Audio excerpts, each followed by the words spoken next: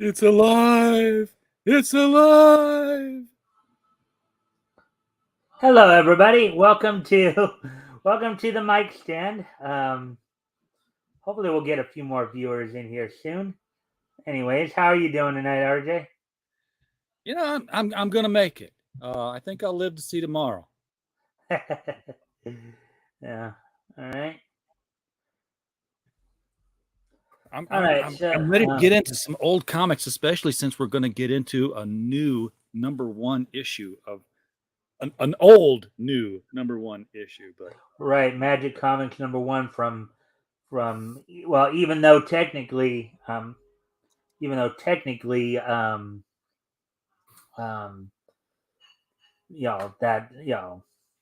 we won't be able to see the actual book, but we'll at least get into the summary portions of it. yeah, Um, yeah. And have you did the thing with your phone yet? yeah, I have. You know what I Okay. haven't done? I didn't look to see. I know you sent me the link to the StreamYard because obviously I'm here. Right. But I didn't look to see if you sent me the link to the book. Oh no, I didn't. I didn't know you. I didn't know you wanted me to. But well, it's Comic Book Plus, but I don't even have that set up on here yet. Oh, okay, well then when you get it set up, we'll deal with that. Oh, did you want me to send you the link for the book? Usually you do, so it's easier for me to read it. Okay.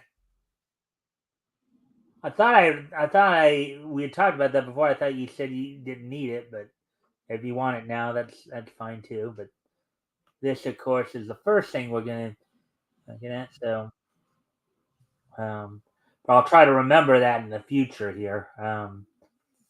Anyways, I just want to give it a few minutes so you can see if we can get some more people in here before we get started. I'll have that set up. So, well, I guess I can show you at least how to get at least on here. This Grand Comics database. I don't know if you've ever seen, aside from when I've shown it to you. I don't know if you've had even Oh heard yeah, this before. I've been to it many times. Yeah. So have I. Good resource. One of the. You know, another place that you would like, you probably visited already, is Don Markstein's Tunapedia. I've heard of it. I haven't really gone there too much, but Yeah, I know Don from way back. Haven't heard from him in a long time, so I hope he's okay. But yeah, it's a great resource, especially for Golden Age and obscure characters. I mean, it's an alphabetical listing of who's who in comics and where they appeared and who wrote them and interesting stories about them. yeah. Yeah, I'm still only seeing one watching here, so I don't know if that's just you or just me or what, but that's why I'm a little hesitant because I'm trying to see if because sometimes the StreamYard, if it's just me, it will sometimes go zero on me. Oh yeah. Hey, I recognize Henry, that little bald-headed kid. Mm-hmm. Yeah. Let's see. Just waiting a little bit here to see if more people can. We're at the 4 minute mark. Obviously, I want to give people a chance to get in here if they can, before just starting because Oh. yeah. So any big plans this weekend, or I think you were originally just going to take the night off until take the weekend off until. Yes, I get to drive all the way back to Illinois tomorrow at 5 in the morning, which is about 500 miles, just to have my emissions tested on my vehicle and get my license renewed, and then drive 500 miles back. That's my so you have your Saturday. license in Illinois, then, huh? Yes, car's still registered in Illinois. I just recently found something out that I really didn't really fully click in my head until I just happened to look up a particular wrestler's birthplace. I did not realize there was a St. Louis in Illinois. Well, there's an East St. Louis. Okay, because there was a former wrestler named Ken Weaver who was a mainstay down in the Mid Atlantic area. You know, JCQ, the basically the territory that was before WCW. You know, and there's a guy named Johnny Weaver, who and according to at least one of the sources I read, he was born in St. Louis, Illinois. Yeah, he's born in East St. Louis, Illinois. It's It literally didn't indicate East St. Louis. It just said St. Louis. Well, it says it on the Wikipedia.org page. Yeah. Okay. So, 6 minutes in. Let's see. I'm trying to make conversation here, so we're not having dead air here. Oh yeah. No, I drive through East St. Louis all the time. It's like right across the river from St. Louis, and it's just 2 towns over from where I go to get all my stuff done. Yeah. So I guess you had showed the show on Monday, and then Tuesday you actually were behind the scenes with somebody. Wednesday you didn't have a show, and then last night you had a show. And then tonight you're with me. So it's been up and down. You know, you take 2 days off and not do a show, and then you come back to do one. It's like you forgot how. Yeah, that can happen sometimes. Or you can just feel like you're just out of rhythm, and that's kind of all right. Well, we're at the 7-minute mark. Usually I'll wait till like 8 minutes before I get into it, but I think I might as well just get started here, where we're getting into this. So today, folks, we are of course looking at comics that went on sale in June 1939. We're focusing in on David McKay publications, and this is one of the books that you see here, Magic Comics #1. We're also going to be looking at King Comics #40, and then a little later on, when we actually do the actual reading, we'll be reading from Eastern Colors Famous Funnies #60. Now, RJ, when we did the last interview on your show, of course, I showed you Famous Funnies #1. Right. So this is now, considering that was back in 34, and now we're into 39, 5 years, 60 issues. So longest running comic up to that point. But we'll get to that soon enough. Anyways, let's go ahead. Did you want me to send you this link or no? Yeah, go ahead. All right.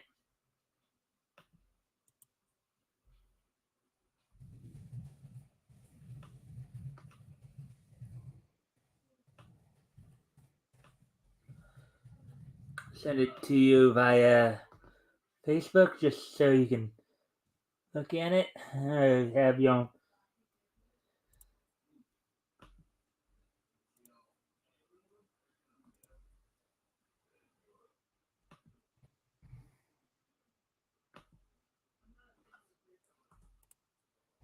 Okay, you should have that link now.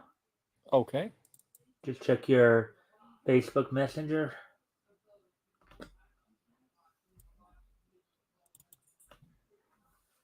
I've got a Grand Comics database. Okay, I've got it. All right, and I'll be going back and forth. I just gave you the link just to this specific page, but let's see. All right, so why don't we go ahead and take a look at it? First off, let's take a look at the cover. I know you had basically said you kind of recognized it. Okay, so Magic Comics starring Mandrake the Magician. You recognize Yeah, but he doesn't. He gets cover banner, but he doesn't get the cover image. The least magic person in the book is Henry. I guess he's wanting to move to Africa or something like that. Look at that. You see the Africa or bus thing right there behind him? Oh yeah, he's getting ready to take a trip. Yeah. Do not park here. Albeit, could you really call that parking? ah, Magic Comics 10 cents. You see some of the number one right here. Um, August. Of course, August is the cover date. We know that this went on sale in June here. And now going back to this, so even though let's see, issue notes on sale date from the publication date found at the catalog of copyright entries, part 2, periodicals, new series, volume 35, 1940, number 2, second class permit, blah, blah, blah, blah. At the up top here, of course, it says price 10 cents, US dollars, 68 pages. Indicia frequency monthly. On sale date was June 30th, 1939. Indicia colophone publisher David McKay, publication editing Marjorie McKay. So I'm thinking that's either David McKay's wife or daughter, I guess. Or yeah, could be sister. Or sister. Yeah, that's another one. So Henry cover, one page, humor, no title index, of course, and we just saw that. There's a little text article, The Wizard's Tower, script, typeset. So here's Mandrake, who is the lead feature of this book, I guess. Around with these particular anthologies, I think it's a little bit more, as I've always called it, a hodgepodge. They have a little bit of everything in them. So for this story of Mandrake, you get 8 pages with Lee Falk doing the script, Bill Davis. So you want to read that first line of dialogue or text right there, RJ? Oh, I didn't see a page up there, so I'm still looking at the cover. Yeah, let me see. Oh, this page is fun. I gotta confirm stuff. So we are looking at 2 people in barbaric dress step from the metal globe. Really? Where? The genre is adventure superhero. The characters include Mandrake, Lothar, Mr. Rocks, Janice Rocks, Professor Hubert, M601 Jones, F390 Doris, Steve Wilson, Joe Duke, and this is reprinted from Mandrake the Magician Daily King Feature Syndicate from I guess October. I guess December 10th, 1939 to December 30. Wonder how that's possible because we're already in 1939 here. We're actually before those dates. Maybe there's a little printing error there. Possibly. Yeah. And it's not like the month and year are swapped around because it's definitely December 10th, the end of the year. Yeah. So news and sports, Jana Aloysius, the Romance of Flying. Wow, the Romance of Flying. And it was reprinted in feature book. It's I think kind of similar to like the 4-color idea. Right. These were I think I don't know if I ever showed you those before. Feature book was like the kind of the one-off books, kind of the early days of what Showcase would be later. Got Bunky, Tippy and Cap Stubbs, Inspector Wade, Secret Agent X9, News and Sports, Little Nature Stories, Seeing Stars, Henry. You want to read that line, RJ? No, that's okay. Was it where I like my teacher? Yeah. Yeah, it looks like some of the it looks like the dark bar was the story title and the gray bar is the series title. So like, it was always Henry, but Henry didn't get a story title. Whereas Seeing Stars, I can't really tell which direction it's going because you would think, okay, so News and Sports was about Jimmy Fox. Seeing Stars was about Karloff. So that was probably a feature on Boris Karloff. Yeah. I see what you're talking about there. So I think I think the darker bar there, no title indexed, and then Henry comic story 1 page, and then script penciled and inked by Call. Now here's what I want. Here's what I'm wondering, because I've seen this live. I've seen you have the artist, and then you have all these other things like pencil, Sure. ink, coloring, lettering. What's all that all about? I just figured the artist would have done all the drawing aspects of it. But No. Oh, no. That hasn't been that way for a while because it's faster. If you got somebody who's penciling the pages and they got them all penciled, they can start penciling the next book if you can pass it on to somebody who's going to do the inks on top of it. And the inker can go and ink the next book when he's done if you pass it to someone who's going to do the colors on it. So it's a whole team of people. Now, is this the way it's listed here? Is that kind of like the process? Is that the general comic? Is that the general like process of how you make a comic? pretty much you start with the script. and then you do the art, then you do the penciling, and then the inking. Yeah. And then Yep. For all you artists out there who say that you're the most important part, you can't do shit until you get a script given to you by the writer. Take that, fathead. Any particular fathead that you're saying that to? That's his Twitter handle. I'm not insulting him. That's his Twitter handle is fathead. Okay. For some of us laymen who may not know as much about the process, can you give kind of a brief, I guess, description of the process there, and like explain what each of these things actually is? Like, what is like kind of the difference between somebody who pencils something, somebody who inks it, somebody who colors it, and somebody who letters? What exactly is all that? It's pretty self-explanatory, really. I mean, now you can see by looking at this that back in the day, very often the same person did everything. Chick Young has always written and drawn and inked Blondie. So he's getting the credit for the pencils, the inks, and the scripts. By the way, all of those get a separate paycheck. So that's how Stan Lee was getting extra money, double dipping at Marvel, because he would be the writer and then he would be the editor. So that's 2 jobs, 2 paychecks for that book. So what exactly? I know you're saying it's pretty self-explanatory, but what exactly is the difference between like penciling, inking, coloring, and lettering, and why is it important to go in that particular process? Well, the penciler obviously puts the art down on the page, but once it's down on the page, it's not copy ready. The machines wouldn't pick it up. It wouldn't show up on the paper. Oh, just because it was penciled? Just because it was penciled? Because it was too light. So the inker goes over that, and that's So the inker's job is to darken the penciling.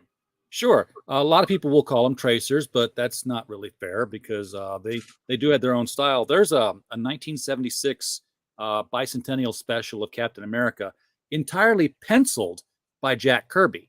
But because they were running late, every 2 pages was done by a different inker.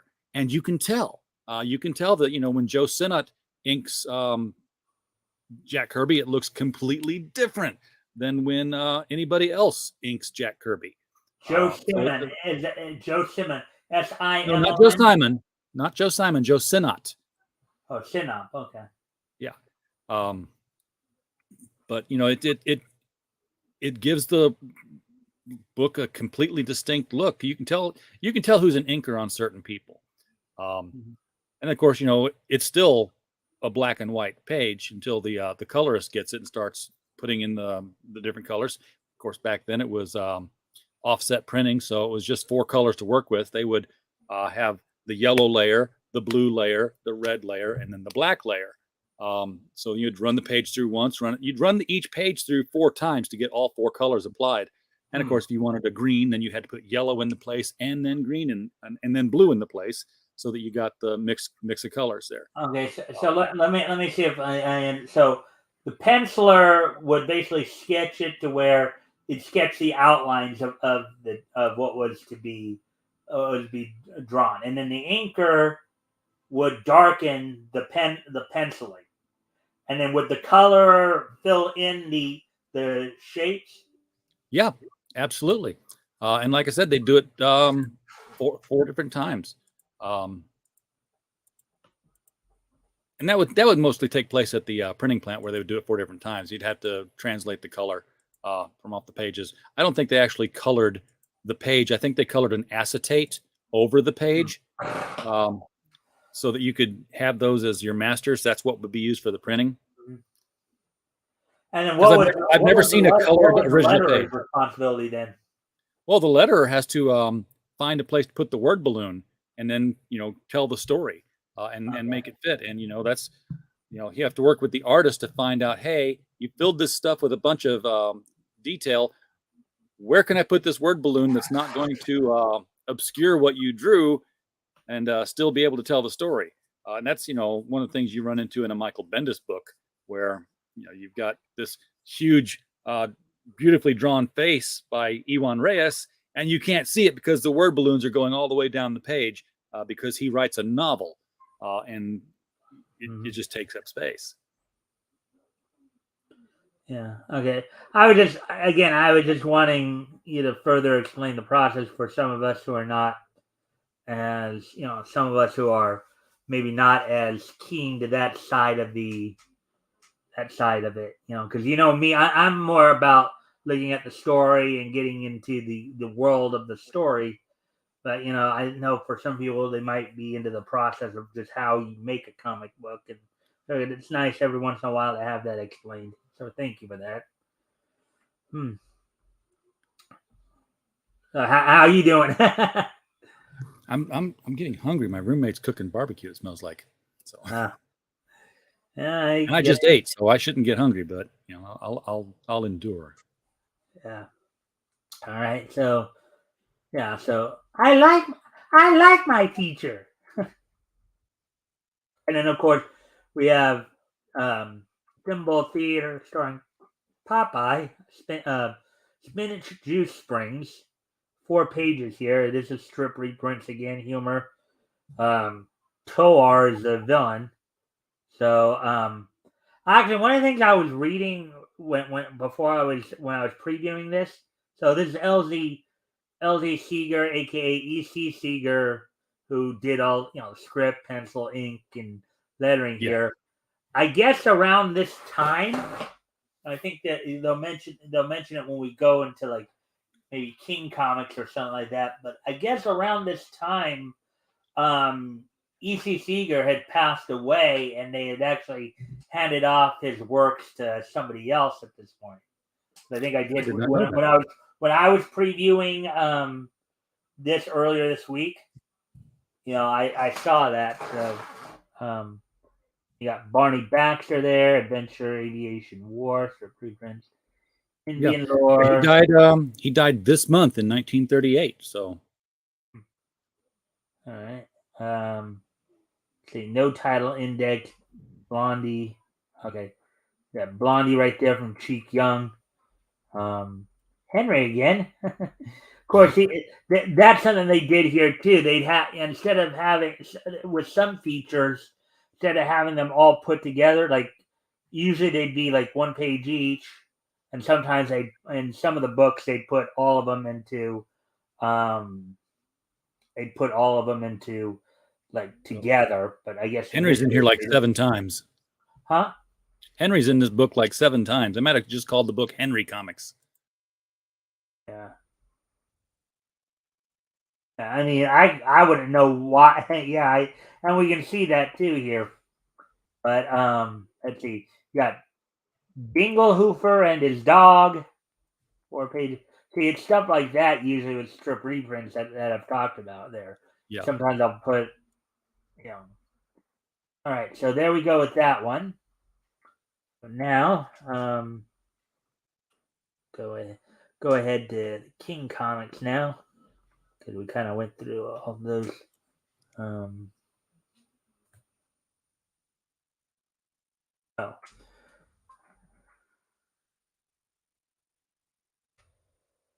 All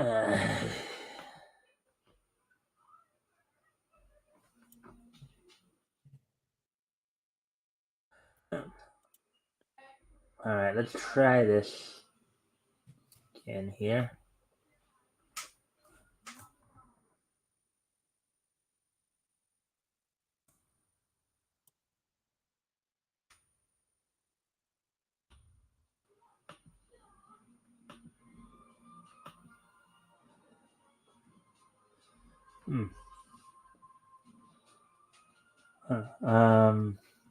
Oh, series. That's what we're looking for.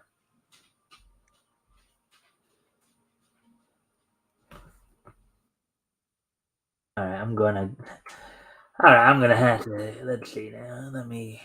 Gotta find the book. Yeah, I mean, I don't know why this is doing this like this, but go back to this one. This should help us a little bit more get to the point where we're trying to get to.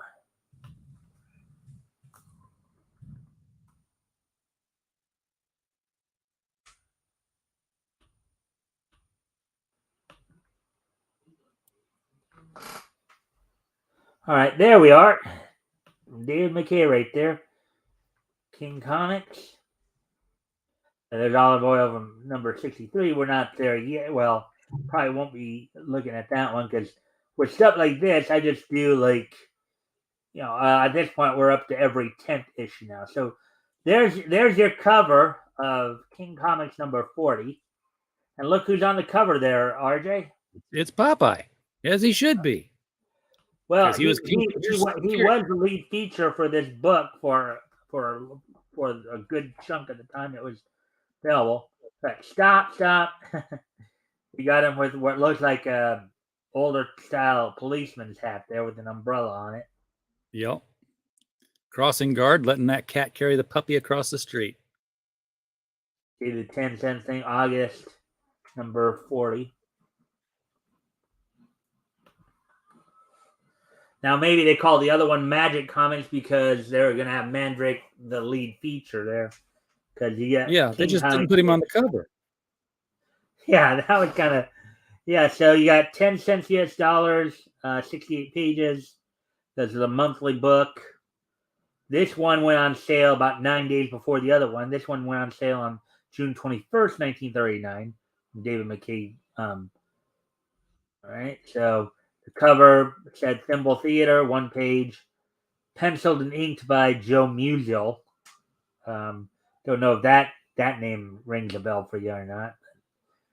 Genre, humor, adventure. Of course, as we know, for those of us who have seen like the Fleischer Studios Popeye cartoons, as well as the famous studio Popeye cartoons, Popeye, a Cat, and a Pup. So, yeah, this is what I was talking about right here. What I was mentioning earlier. So, Thimble Theater, which originally was done by L.Z. Seeger, let's see. Script by Tom Sims and Doc Winter did the pencil. Were you about to say something, RJ? Nope. Oh, I thought you. Oh, Rick's here. Hey, Rick. How you doing, my friend? Glad to see you. Been there for a little while now. Yeah, I just flipped over to the back to the StreamYard screen for a moment here. Hey, people. If you can help us out by liking and sharing the stream, that'd be appreciated. Popeye the Sailor Man lives in a garbage can. Toot toot. Toot toot. Yeah. Anyways, and as always, of course, if anything catches your attention as we're going over this stuff, feel free to comment or ask questions. And of course, we will do our best to answer the questions when they come. Anyways, even with something resembling intelligence. Yeah. Let's see. I'll go ahead and do this first line of dialogue here. Well, actually, let me first read the indexer note. 4 Sunday pages. Winter took over the strip in January 1938 with Tom Sims as writer, and Seeger died that same year. There are no credits on the strips themselves. So I think this is the point. This is the point I was making earlier Remember how I told you I read this previously a little bit. I hate to admit it. I hate to admit it at my age, at me age, but I feel. You want to try that? I think I'm quite good. I hates to admit it at me age, but I feels love creeping through me veins. Thimble Theater, starring the feature logo. Humor, adventure. Let's see, characters: Popeye, Olive Oil, Poop Deck Pappy, and Olive Oil's mother. The synopsis is: by impersonating his son, Poop Deck Pappy conspires to marry Olive Oil and is thwarted only when Popeye makes an appearance. That's kind of funny because if I remember the cartoons, Poop Deck was actually quite up there in years. Yeah, he was ancient. He was like what, 100 years old or something like that.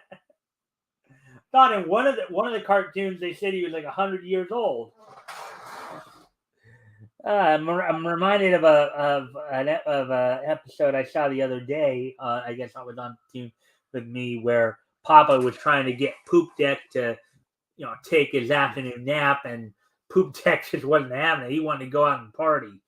By the way, the Poop Deck was not, as many people will say, the place where the sailors went to the bathroom and it emptied into the ocean underneath them. It was just a cabin on the back of the boat where they'd stand and oversee all the work. And it comes from the French le poupe, which means the stern. It's French for the back end. Yeah, but you think about it though. Of course, that's what we do in our back end. Even with your explanation of that, of course, back end could also have some other, like what you were alluding to, why you went into that explanation in the first place. Well, if they'd called it the derriere, then that would have been French for the back end as well. But yeah.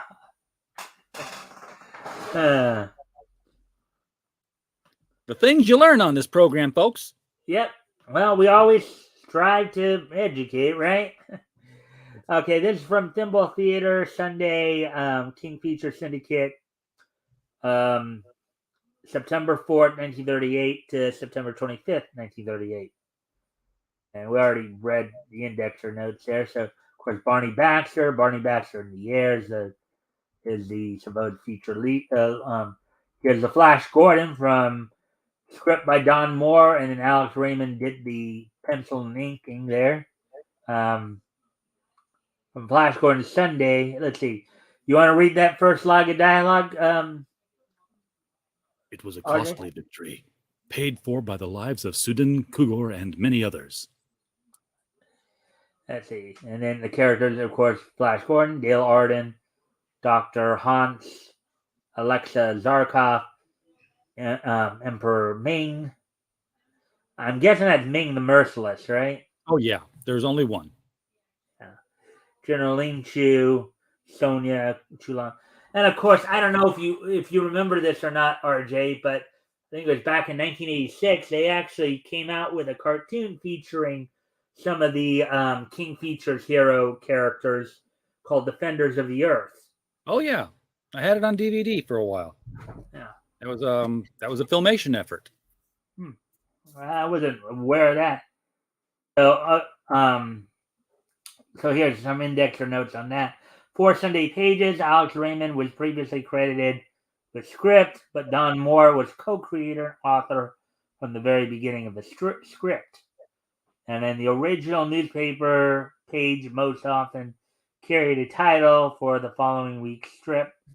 So from 828, An Empire at Stake, Treachery, The Search, and Out of Hiding. King of the Royal Mounted, which was, of course, from Zane Grey, and we've talked about this on here before, only because Zane Grey, of course, was a favorite author of one Colonel Sherman Potter from MASH fame. Oh, yeah. And in this instance, he probably didn't write the comic. He probably wrote the books, and they just said, "Hey, we're adapting it." So Charles Flanders was probably picking the dialogue that was going to go in this. Yeah. pencil and ink by Charles Flanders. Put them down, boys. They're a little quick on the draw, Sergeant. Sergeant Dave King, Renor, Cecil, Andrew. 4 Sunday pages. Sport features, Henry Armstrong, Ralph Don Mead. Let's see, text typeset with the C. Dum Dums by Bob Dunn. 5 daily gag strips here. 2 pages of Sappho. And this one I think was another one of L.Z. Seeger's features. They mentioned this. Winter took over the strip in January 1938. And this Sappho was another one of Seeger's creations, along with Popeye. RJ, you still there? I'm here. Okay. With Plumley Thompson, who we've seen a lot of, Sis says here, I've thought a lot about the future. And there's Ruth Plumley Thompson again. George McManus, Bringing Up Father. There's a classic one. You want to read the first line of dialogue there? If I can see it. Yeah. By Jove, here's my bathing suit. Of course, the characters were Archie Jiggs, Maggie Jiggs, and Sir Von Platter. Ed Towers, Animal Master. As I said, these type of comics they were kind, and with what we'll be reading in a little bit here with with Eastern Color. Now we got some more Henry here. He gets around. Yeah. And it says Mandrake the Magician. At the moon's core, in a world of fire hotter than a blast furnace. Mandrake, Lothar, Gero, Hyra, Amon, Professor Thursby, Laura Thursby. Mandrake the Magician Sunday, King Feature Syndicate, August 28th, 1938 to September 18th, 1938, 4 Sunday panels.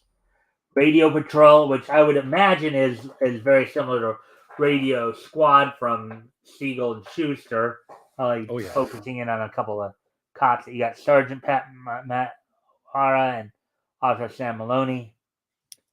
It's a stick-up, sister, and hand over the dough quick. From Radio Patrol, King Feature Syndicate, August 28, 1938 to September 18th, 1938. News and Pictures, Scott Scrapbook, Andrew Jackson. So just kind of giving you an idea of what they had. So now we're going to get into some serious reading. I think we probably went a little longer than maybe I should. I'll admit that on these, but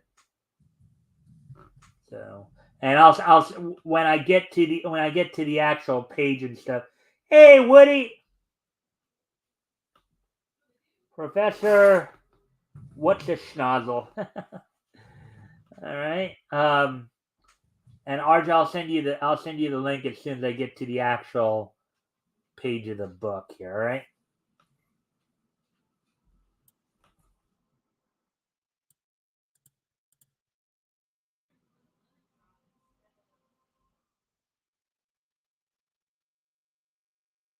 Eastern Color. Let's see. Famous funnies. So I can find my cursor, of course. There we go. Oh, there it is. And we're looking for number 60 here.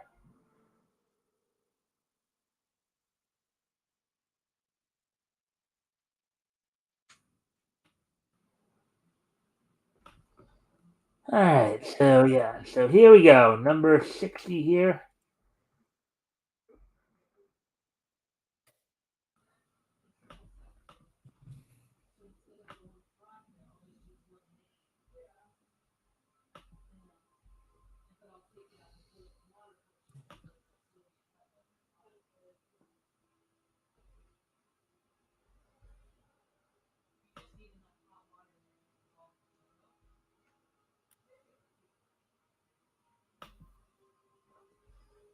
Like how they had to literally hand draw the issue number.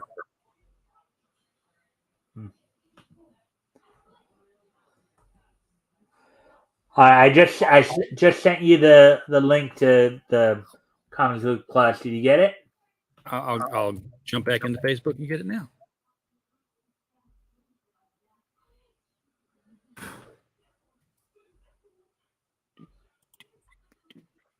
Actually, RJ, I'm going to need to step away from the computer for a moment or two. If you want to plug something or talk to the folks while I'm gone before we into it while you're looking, I'll be I right. have to be entertaining now? Okay. Well, I just need to step away for just a moment or two. I'll be right back.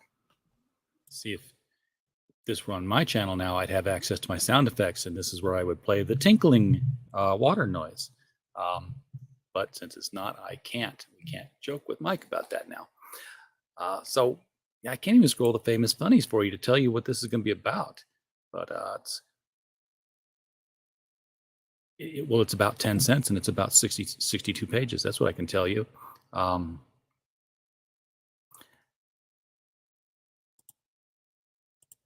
So yeah, it's look at me. I'm trying to click on your comment and nothing happens because I'm a guest on the show. I'm not running it. Yeah, it is the RJ show now, and it's a RJ is a busy guy. RJ is boxing up things called Kozor. I have hundreds of them. So if you ordered Kozor, it is here. Just took receipt of, I'm not going to dig it out because I don't want to break open the bubble wrap yet. Just took receipt of Ballad of the Celestials from Murphy and Dirk. So that's also being done. If you ordered Sunrise Blossom from Nina, that's in the mail, and some of you are going to get your copies as soon as tomorrow. So yeah, that's what I do. I lick envelopes and I put stamps on things. I don't lick anything. It's the 2020s. You know, I can imagine millennials if they hear something about I lick envelopes. They're like, why? Do they taste good? Ooh, gross! You're putting we used to spread our DNA all around the United States, courtesy of the post office. Can you imagine if we did not have self-sealing envelopes and sticker stamps and everything? They would have had to shut the post office down during the crisis of 2020 and 21. That crisis, which shall not be named, because we don't want Mike's channel to get struck. Because I mean, everybody would have been licking stamps and licking envelopes. That's how we paid bills. That's how we wrote to grandma. We'd have been moving little beasties all throughout the country using the infrastructure in place by the world famous postal system. But we didn't, so we won't. All right. Well, I'm back. And nice little joke there about the tinkling. Oh, you were within range. Okay. Well, I still heard you as I was stepping out of the room when you said that. So. And I see it's the RJ show from Woody and hey Woody from Rick. Okay, so and you have the link to that page, right, RJ? I have it open. Okay, so we will go ahead and start going through it then. Let's see where we at on 10. Wow, it took us over 40 minutes to get through just previewing or just going over what we did in the other one there. Wow. All right, so and apparently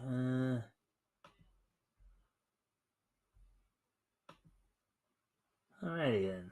So number 60, you said it was Handra. The Nation's Comic Monthly. Now, I was telling this on RJ's I was telling this to RJ when we did the interview on his channel a couple weeks ago. Famous Funny was actually the first regular comic book, starting all the way back up in 1934. Now, Woody probably knows this because he's of course been watching my channel here for a while. So we did talk about that way back when. So 10 cents. If Buck.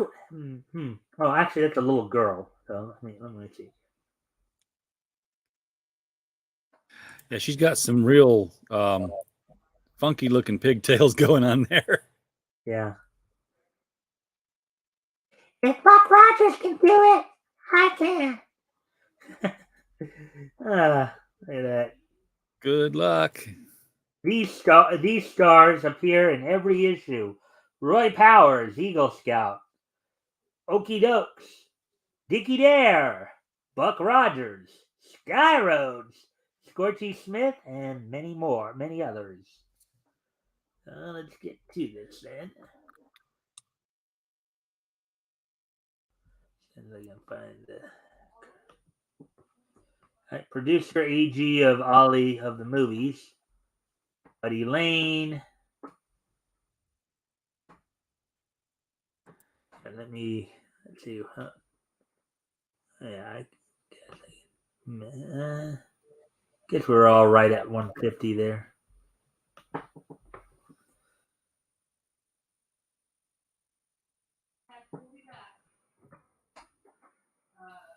Star Flashes, DB.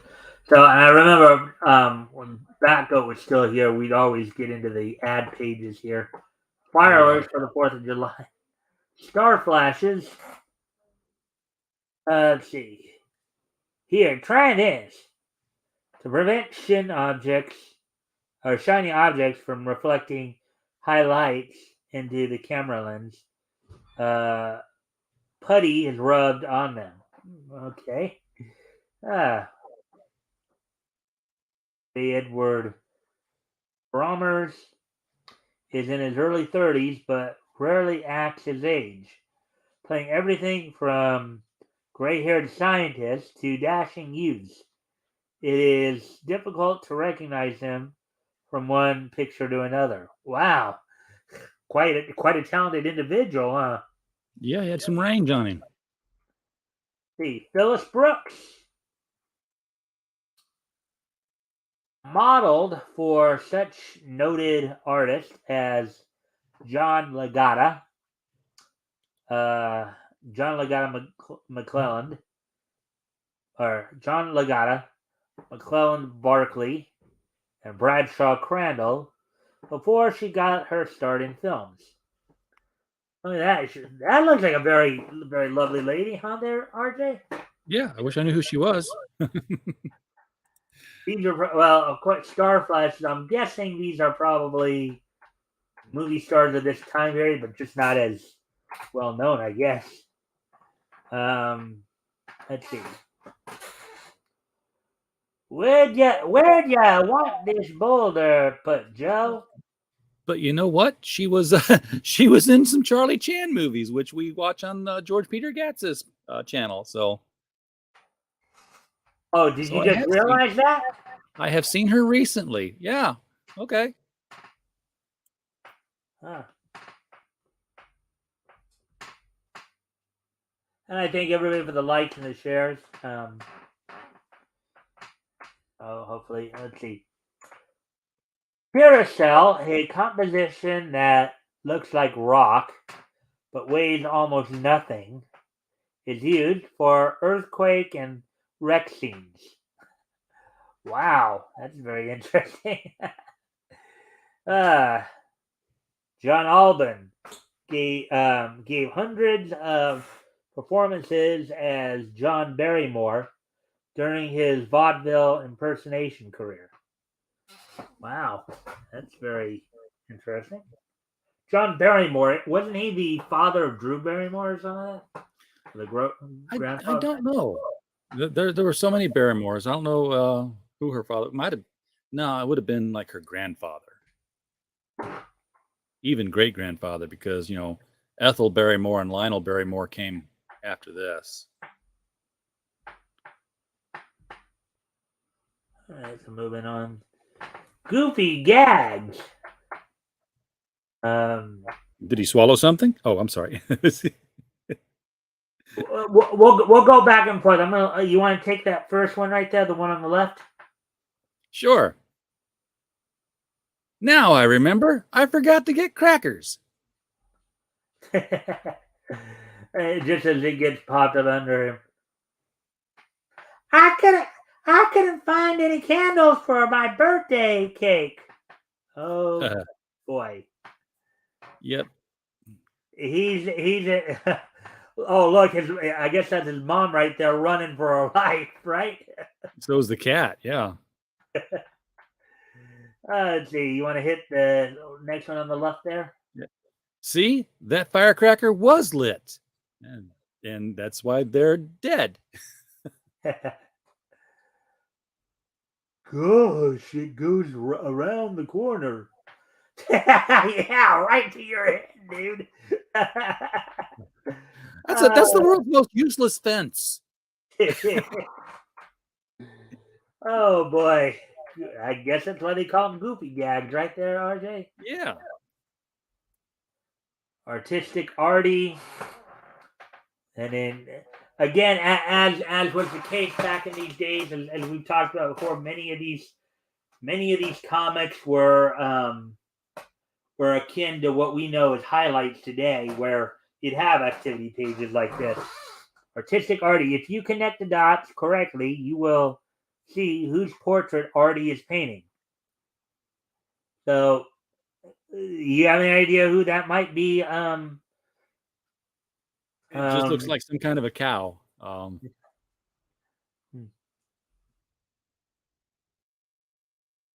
I don't know if they connected the dots all the way correctly in this or not. All right.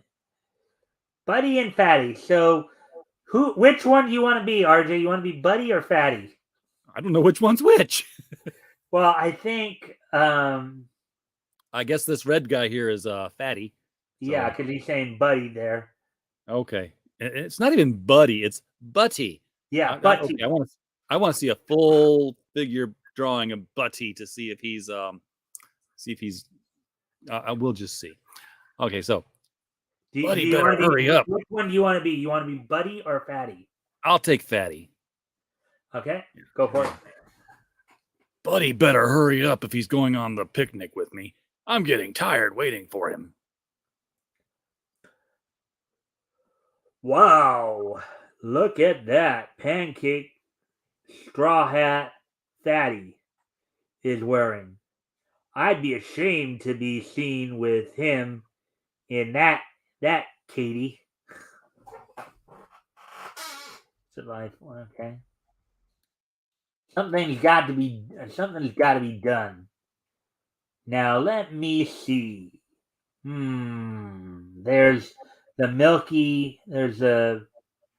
Milky Maze wagon. Milkman. The milkman's wagon over there. Hey, that's not hay. Swish.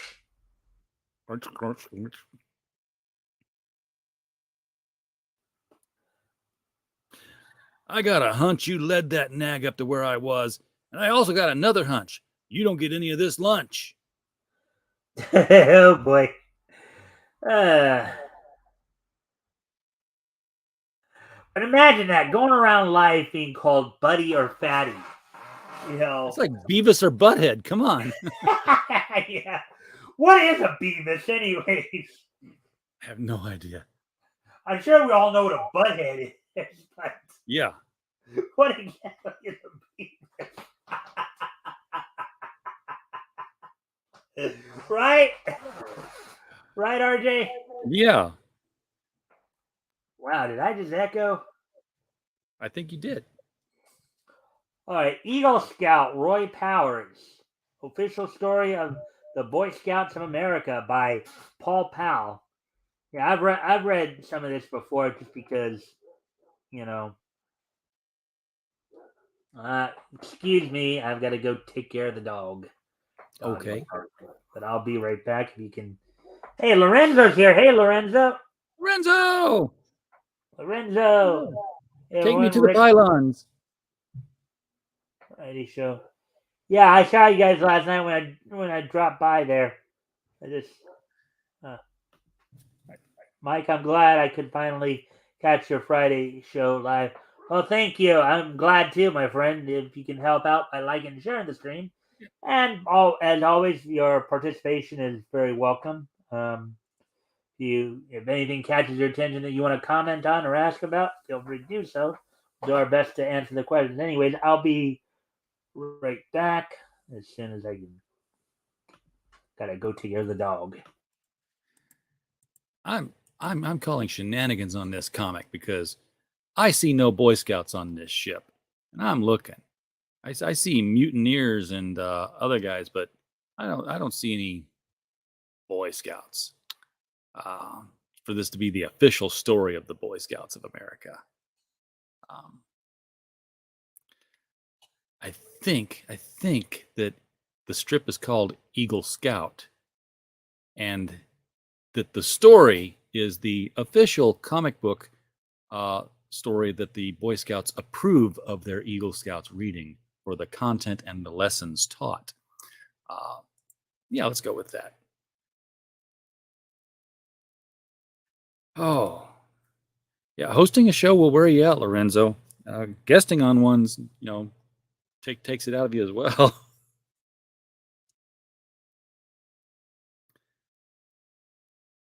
There's apparently a concert down at the restaurant 2 blocks over, which is 2 blocks straight over. 1 block straight over, really. It's on the other side of the land. Every Friday night, this little cafe, they have live music, and I get to listen to it because my window's right here, and it's always open. Yeah. Anyway, Lorenzo was saying it was nice to see you too, RJ, which is always good. Anyways, and RJ, I can tell you that there are Boy Scouts in Roy Powers because I've read the story before. It's just, remember, this is just the first panel. So, anyways,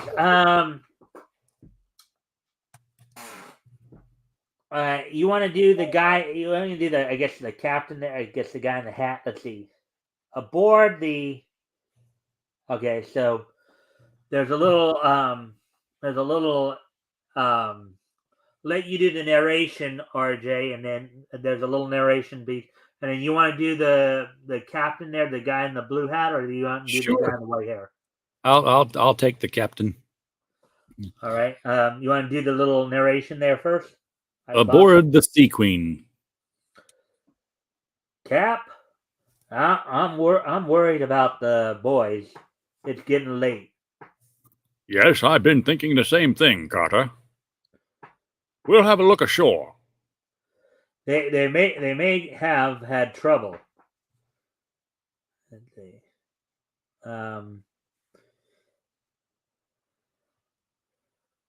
Let's see. I'll let you do the first guy there, and then I'll do the guy in the white hat. Okay. Swell, Chunky. That'll photograph fine. SOS is understood in all languages. As soon as those two fellows aren't looking, I'll throw this film over the wall. I hope somebody sees it. Wait here, you men.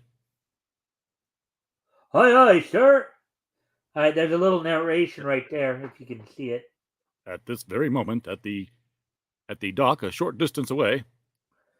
Still in my timbers. Something hit me right in the ear. Well, I think there's another little narration at the bottom there as well. Why did they do that? That breaks the laws of comics. And a moment later, as the captain and Mr. Carter were walking up the street. Wait, well, by Jove.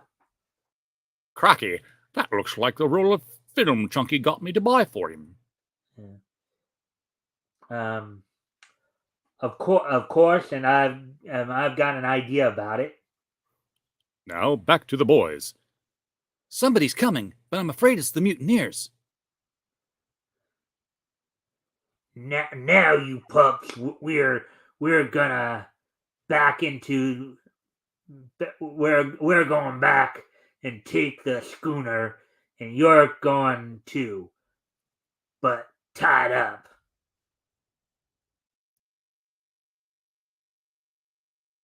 Golly, we've been tied up for hours. I guess the brutes are waiting for night. I guess our little photograph trick is a total loss.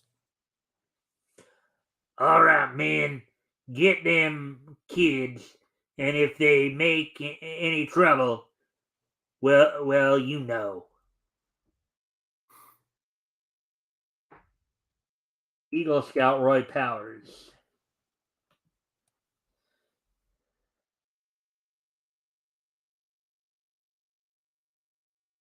Okay, you swabs, out with them snotty kids, and no noises.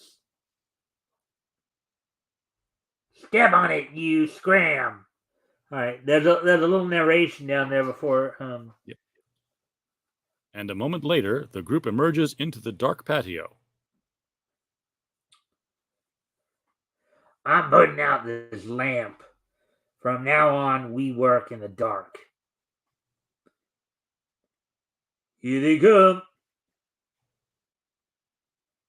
Are you ready, everybody? All right. Are you ready? Okay. See. Si, senor. All right. All right, turn on your flashlights. Watch yourselves, men. Get the boys away from them first. It's Mr. Carter. And in a moment, the scrap is on. Today's action begins in the headquarters of the National Police. Wait a second. What do you mean it begins here? How do we get here? Okay. I have no idea. We are grateful for the help, sir. It was a pleasure, senors. How'd you find us, Captain? Yeah. Oh, was that supposed to be you? I don't know. I think I had the dark-haired kid, but that's okay. We were passing, and your film hit me right in the ear. We had it developed at a drugstore.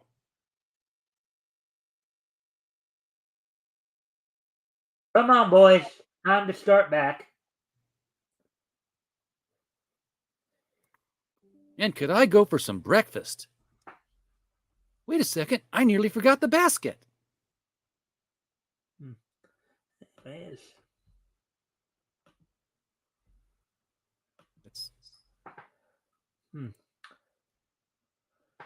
We don't want to leave that. Gee, but the Sea Queen looks peaceful.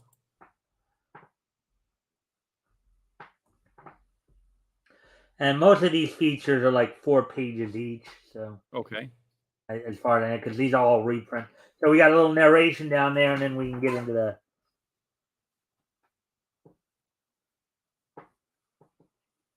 RJ? I didn't know who that kid was. Well, I guess we got the last of the treasure. Well, there's a little narration down there. Oh, that's next panel. Oh, okay. You and Dean have done a grand job. A little later, as Roy was dressing. Roy, do you know anything about radios? I think I gave you Roy as well. I think you did. A little. I'll take a look at it. I didn't know it was Roy when I started doing him. So. Yeah. And there's a little narration right there. And speaking of radio, let's take a look into the radio room of the U.S. Coast Guard cutter. What's eating you, Sparks? You want to do the other guy there? Hold it, Bill. I just got a hurricane warning, but I missed the location. Is the radio busted, Roy? Something's wrong, but I haven't found what it is yet. Attention, all small craft. Hurricane reported in Caribbean latitude. Well, 17 that degrees was. I north. think that was me, but the only reason I hesitated was there's a narration down there. Oh, okay, I thought that was the guy over here in the right of the panel above. But once again, back to the radio room on the Coast Guard ship. Attention, all small craft. Hurricane reported in Caribbean latitude 17 degrees north, longitude 77 degrees west. The radio batteries are dead. A little We'll later. charge them from the auxiliary motor. Oh, and it's a little later. But I hate these narrative boxes at the bottom after the action's already read. You have to like really look for those. Yes, just the way they did it in this particular comic. Anyways, back to you.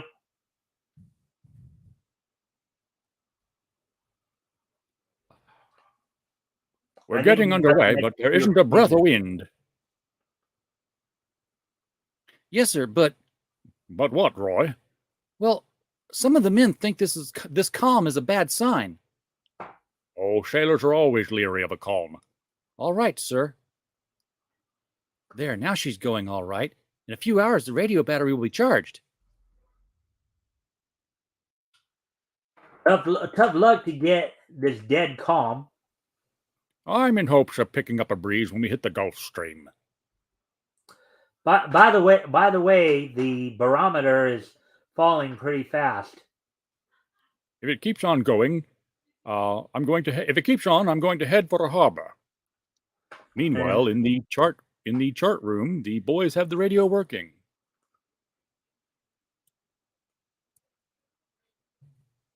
I think that first one is you. Listen, fellows. Hurricane! Warning to crack in the Caribbean. Violent tornado approaching from.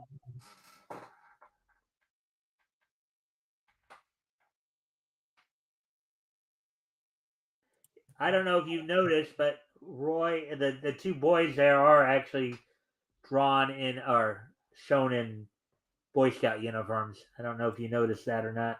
Oops. I did notice that. I'm curious about something here. I just can't get this thing to work right. Okay. What got your attention there, RJ? Well, this speaks to comic book writing, especially done in the day. So remember, there's a hurricane that's hitting 17 degrees north, 77 degrees west. Mm-hmm.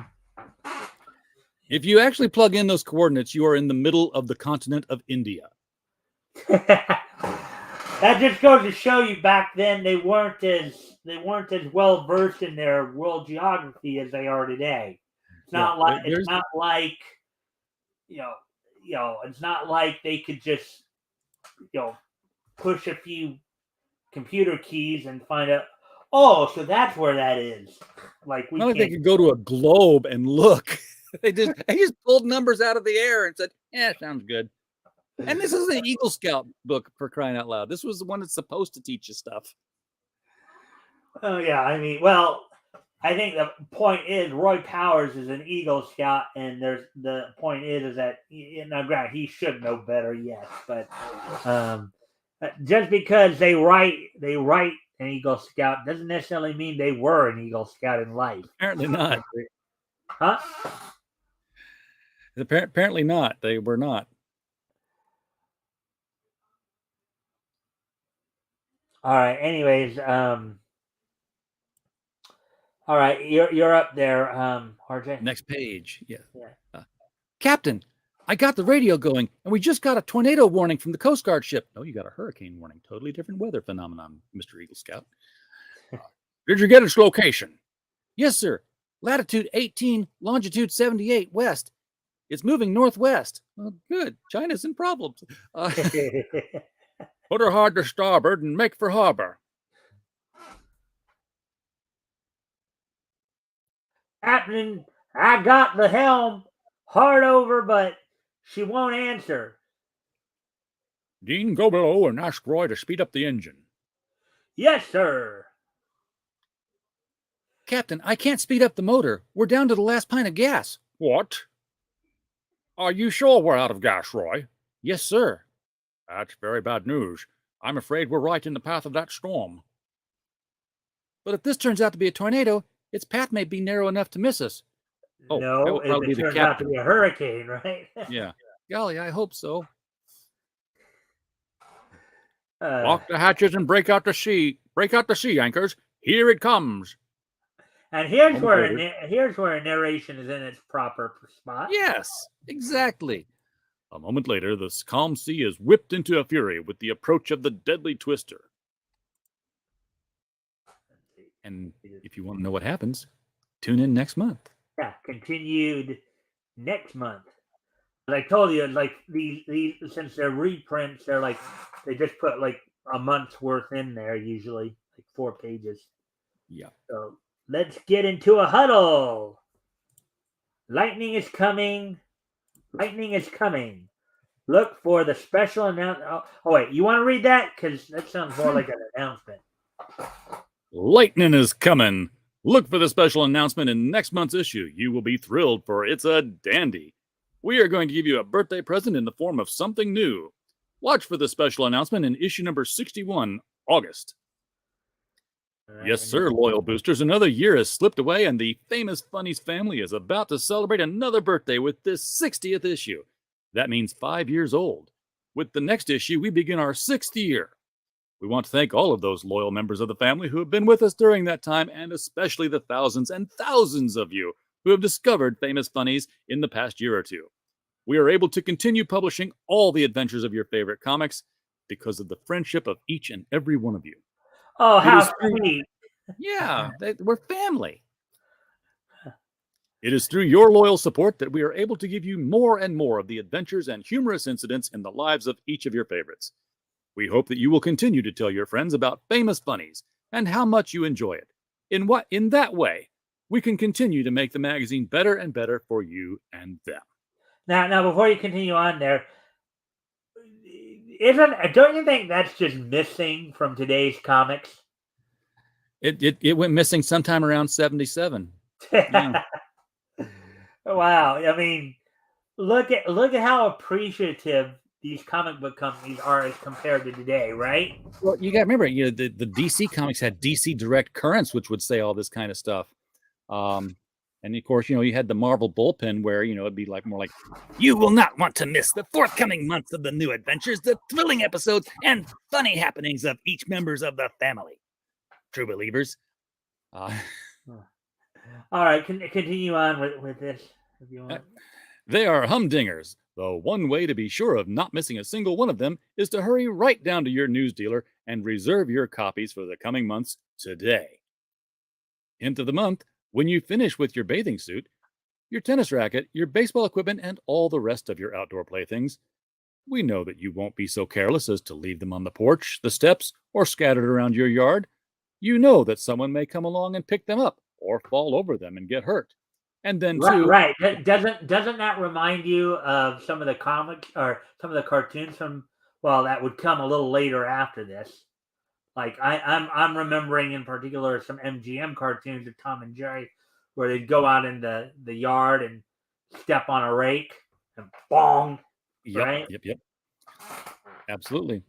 And then too, it doesn't make your porch or your yard look any too well to the passerby, Mother and Dad have given you a place to keep your toys, so show them how much you appreciate it by picking up your things and placing them where they belong. I feel like a Coronet film should be playing behind me.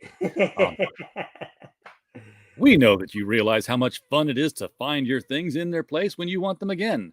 Let's go, team! Wow! Now, isn't that cool? The way they really talk to the kids here, in these comics. Yeah. Yeah. If you're going away this summer, wherever you go this summer, remember you can get your copy of Famous Funnies at the nearest news dealers. We suggest, however, that you be sure to place your order several days before the 15th of each month so that you will not be disappointed when the news dealer is sold out, as so many of them do at summer resorts where our loyal boosters will be spending their vacations. The first issue of our 6th year, number 61, August, with the special announcement, will be on sale July 14th. We will be looking forward to seeing you again then. Don't forget it's a date, July 14th. The Famous Funnies family. Wow. Now think about that. Okay, now I know you just read it. All right. Try placing yourself reading this when this actually happens, right? How do you think as a kid, how do you think, I know you weren't even born yet, neither was I, but even reading this as a kid, how do you think you might feel about that? I probably wouldn't have read it because as a kid I skipped over all the text pages. Right, I think a lot of kids do, but Or That even that if might your be there parents to read make it the to you. parents. Yeah, that might be there to make the parents feel good about what their kids are reading. Yeah. Well, look at this picture right here. Let's get into a huddle. Yeah. Famous Funny's 5th birthday. And look at all the different characters that are. See, there's Roy Powers right there. And there's a few other characters I don't recognize off the top of my head there. But anyways, let me just. So we're hour 15. So, all right, let's try to get this a little quicker here. Let's see. Napoleon is more of a picture comic right here. Yeah. Some of them we'll just kind of breeze through just because I know Sky Roads. Let's see.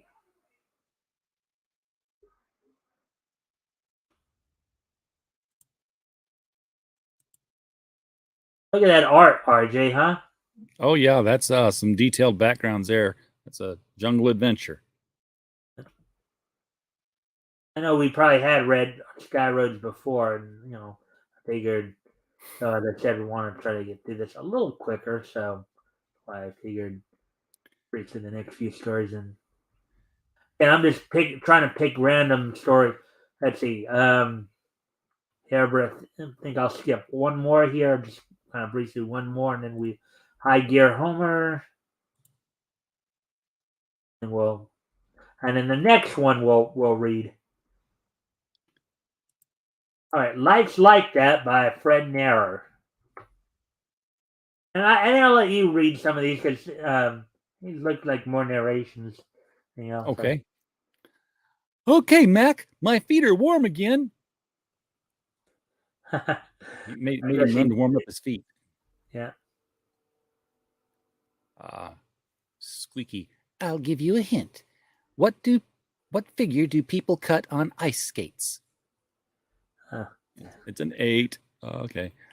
You know what's funny about this too? This scene right here with the 4 and 4 and how she's talking about the figure 8. You know what that reminds me of? No. Something you should be familiar with as well because you grew up at around the same time. Do you remember Schoolhouse Rock? Yes, I do. Figure 8 is double 4. Figure 4. Oh, I was all about Interplanet Janet. She's a galaxy girl. Yeah. Probably the one song I know pretty much from beginning to end is the three is a family one. Oh yeah, 3. It's a magic number. Yeah, 3 is a magic number. 3 is a magic number. All right, continue. Yeah. The neighbors always side in with you. They've called the police again. I wonder why. Look at him. Yeah. It's obviously his fault. Yeah. You know what? She was just predicting 2022. There's probably something stinky on the bed if they go in there and look. I did not say that. You all did not hear that thing that you heard me say. Telephone lineman says, "It's for you." People picnicking on the side of the road there. Okay. He's mad because he wanted to play the part of the convict in the prison play, and the director said he wasn't the type. Oh boy. He's a tester from the Bureau of Standards. Yeah, Bureau of Standards had to test everything back in the day. Life's like that, huh? Apparently it was. War on Crime. Okay, this is one I think we'll read a bit here. War on Crime by Rex Collier. True stories of G-Men activities from the files of the Federal Bureau of Investigation. Alrighty then. We can alternate here a little bit because if you want. Because there's a lot of people. The law just drove by again. Get a move on. We're back. We're better head for New York. They're moving out. Follow them. Get your guns ready. Halt, all of you. Give it to them. We're trapped. That's Scatter. Run for it. I'll hold them off. Lagenza made a desperate leap for safety.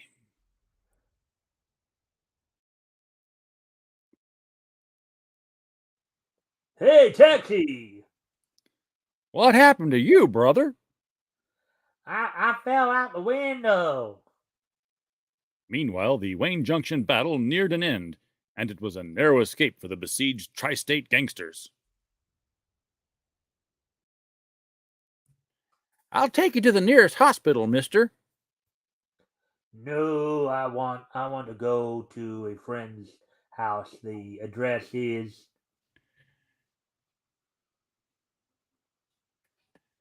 You're hurt. We looked for you after the shooting. Shut up. Don't tell the taxi driver we were involved in the shooting. Come on.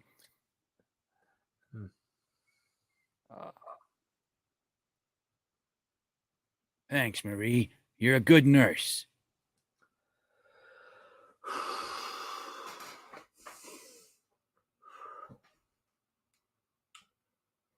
You've got to get these bones set. Can you stand a trip to New York? This is a respectable hospital. So remember, you're Mr. Charles Stewart and you fell off a horse. Okay, but it's mighty risky.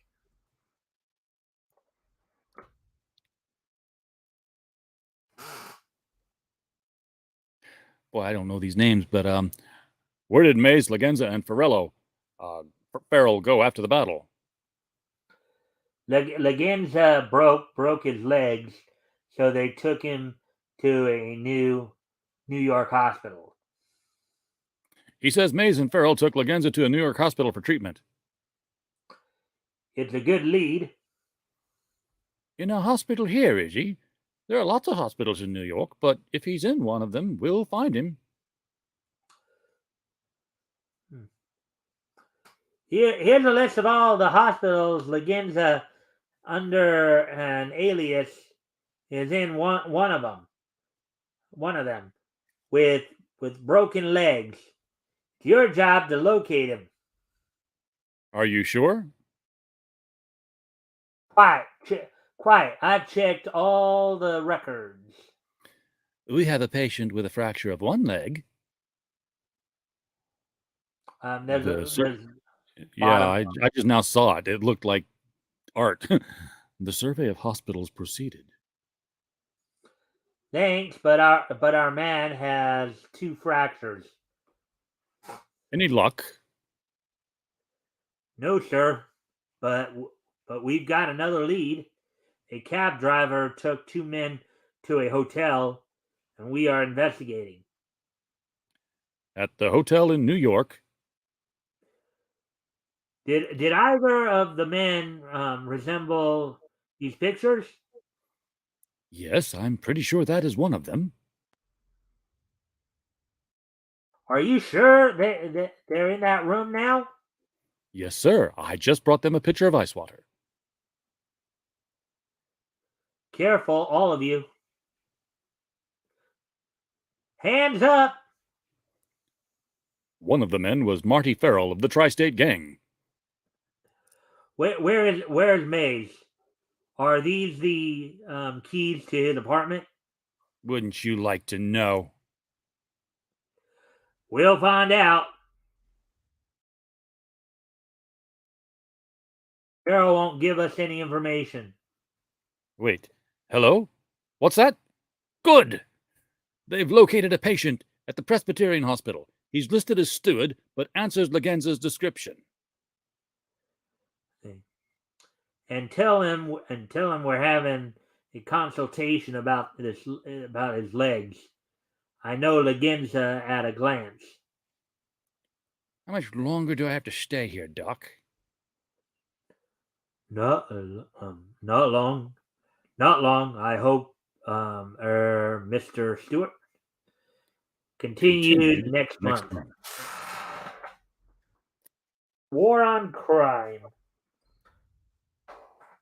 We did the Boy Scout one earlier, so I figured a little bit of a crime drama there might be a little, Yeah. Again, trying to mix it up as much as we can here. So, Jitter by Arthur Powers. Self-service. These are more picture humors. All about a little monkey. Yeah, stop, look, and listen.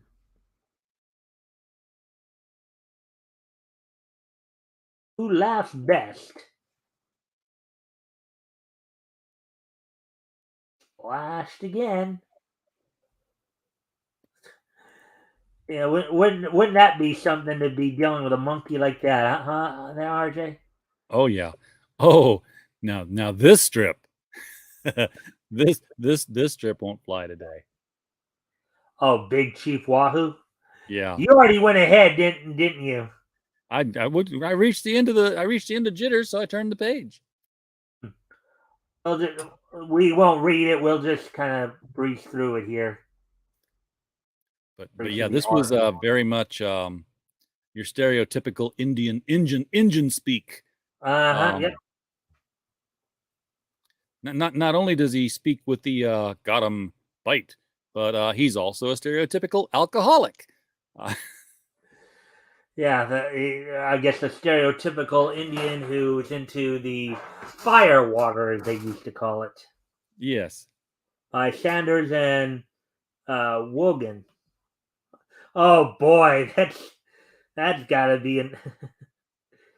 Let's see. I'll just read through this again. I'm just trying to make. Let's see. Where are we at on time here? Just so. That's about 9:30. Well, it's about 7:30. Robert's here. Hello, Robert. Hey, Robert. Nice drawn canary there. Hail all only true comic book savior, Lord Xena. Is only true prophet, Princess Xena, and Sapphic Spirit, Gabriel. Hail Mike, RJ, Rick, and Lorenzo. Hey, Robert. Good to see you, my friend. As always, guys, if you can help out by liking and sharing the stream if you haven't already, so we can get some more happy, friendly people here to enjoy the material. We'll be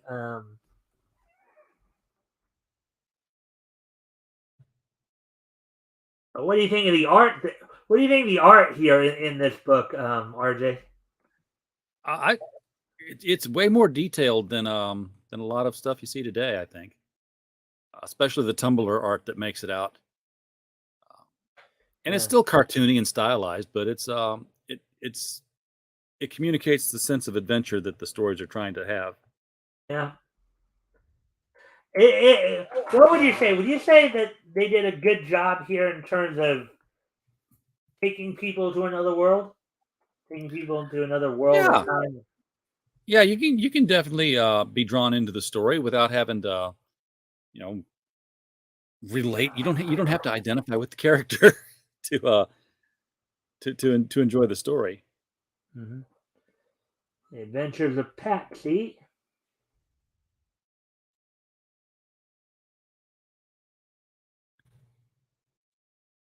(26 of 62).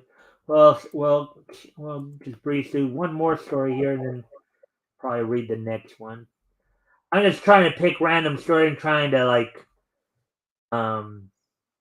highlights of history. Well, I'll kind of breeze through this too. Look at this. Here's just a list of everybody's addresses. The pen pal page. Here's boys and girls, and this is where they live. This is like the are you a kidnapper in the Northwest region? Here's looking for a young boy, young girl, certain age. Here they are. Age 12, age 11. Well, where are you? Because because this is the Barbary Pirates. I don't know. Oh, I'm past that. Oh, you're past it already? I slipped past that one. On land. Here are some game pages here.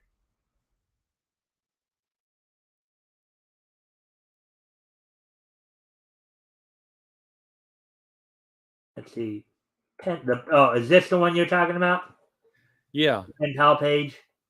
Yeah, it's just a list of names, ages, and addresses, so that you can, pick somebody and write to them and have a pen pal. But we call that doxing. Yeah, but well, I mean, I don't know. Granted, today, the way society is today, yeah, we would say that's probably not a wise thing to do. But I think I kind of get the idea of what they were actually trying to. Because remember, they didn't have internet like we do today, right? Oh yeah. So Heck, I had a pen pal when I was in grade school, overseas pen pal. It was a thing.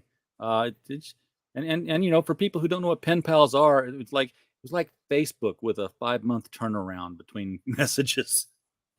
right, yeah,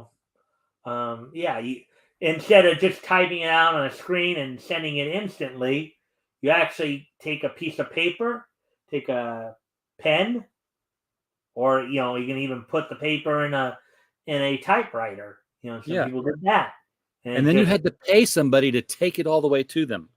You had to pay postage stamps and put it in an envelope envelope and all that, right? It took days to get there. Then you had to wait for them to write a response, and it took days to get back. Now here's Napoleon again. I think Napoleon's the dog, actually. Napoleon by Clifford McBride. I thought Napoleon was the big fat guy because he was the guy in the bathtub earlier. Yeah, well, but now I think about it, Napoleon's the dog here.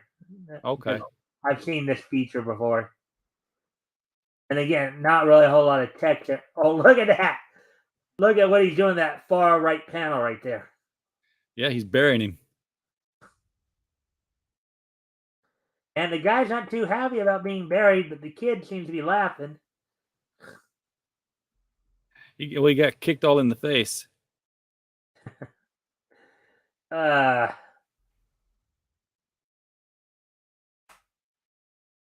trying to figure out what happened here. The big guy got buried. The dog assisted. They yelled at the dog. The dog walked off. The guy's burying himself. The dog assists again. They run over as he's kicking and fighting and walk the dog off, and the guy just kind of sits up. Okay, well, fine. He's okay. And it would seem YouTube is being a little screwy again. Oh no. Saying only one person is watching, but I think there's more than one person watching. Yeah, I think so too. That does get on my nerves a lot. It's more the autism in me, and it's like that's just not right. That's not right. But anyway, yes. Animals in the news. News item: prisoners keep pet men in cell. Pet hen. Oh, pet hen. Totally different meaning. Yeah. No kidding. And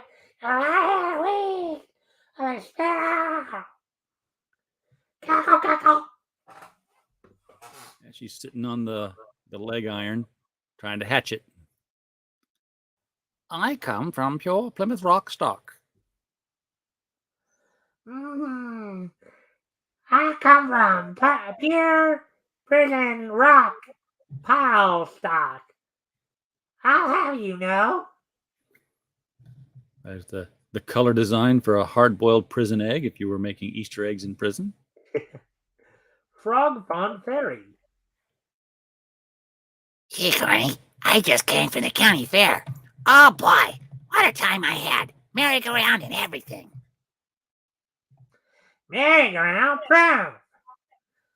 I have my own private. I have my own private merry-go-round. I certainly have.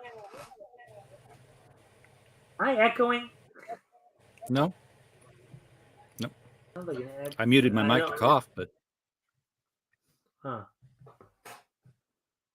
And then you're with the exclamation point. Yep. Come on, I'll prove it to you. Boop, boop, dee, boop. he's got one. He was right.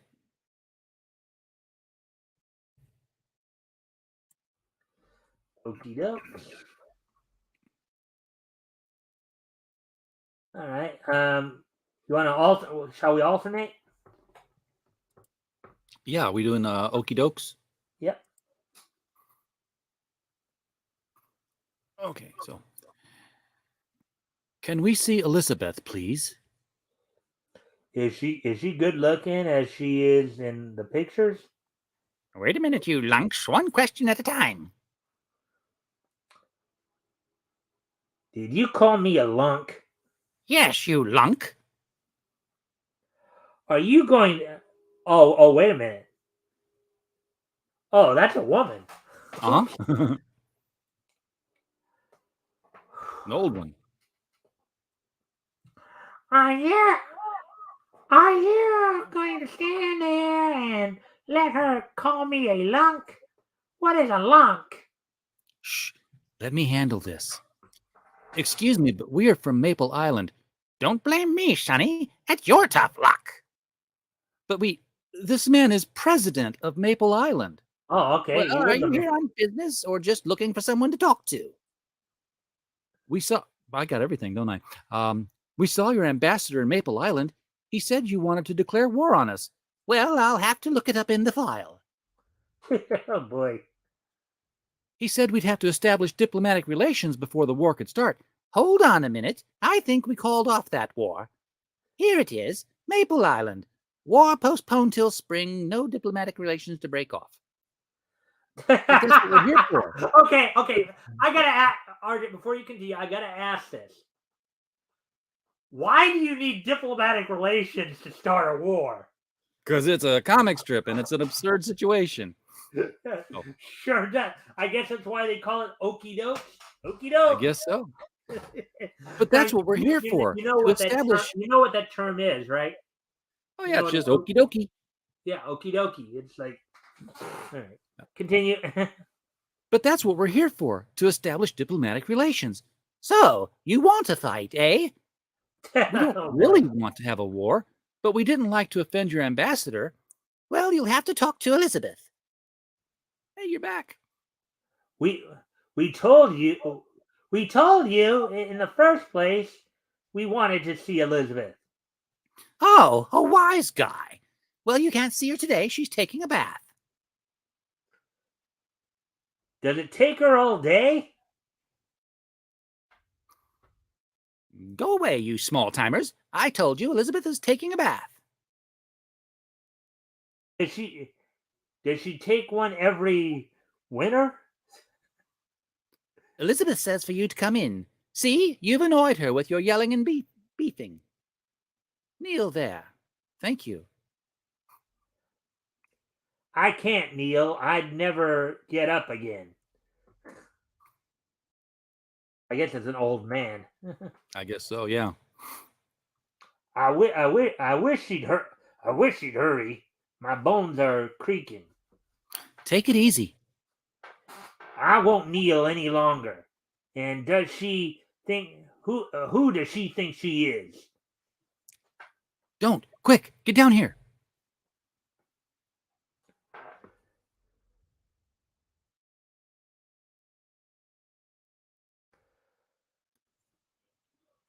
You want to take the... I'll take it. I'm Elizabeth?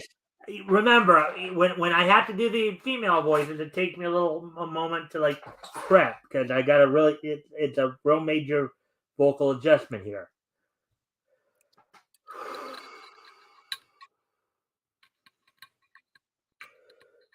To your knees. Get down on your knees. What brings you here? Can I get up now? He's got a Charlie horse. All right, stand up, weakling. Thanks, Elizabeth. Do you mind if I sit down, Elizabeth? Don't call me Elizabeth, and don't sit down. Too late, I'm down. You are impertinent beyond words. But Miss Elizabeth, he's president of Maple Island. Oh, so you are the emissaries? How stupid. What's stupid about it? You are stupid. Both of you, stupid fellows.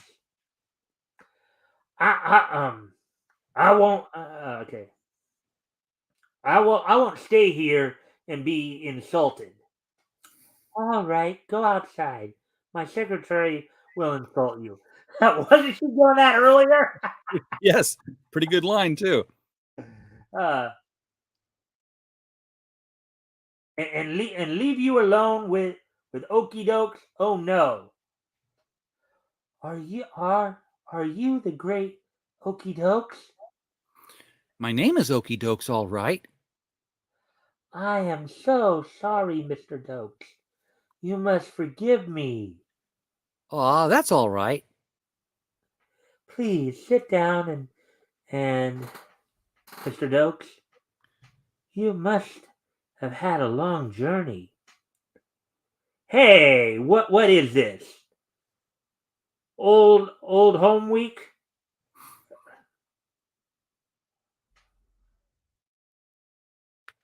I have heard so much about that great okey dokes.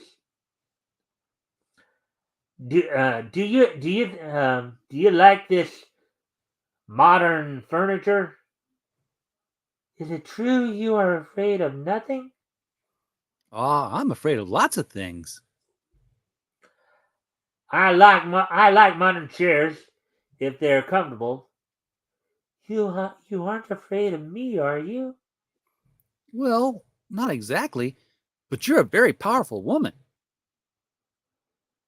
So many times I have wished that I do not rule a nation. Honest? I'll be back in a minute. Every woman really wants a man she can respect. Yeah, I guess so. So long. I am so tired of it all. Well, why don't you get married? Hey, I'm going out for some air. Married? But our men are such weaklings. Is that so? Just as we thought. Elizabeth rules with a lily-white hand and an iron glove. Continued in the next. Oh, continued on the next page. Okay. Yep.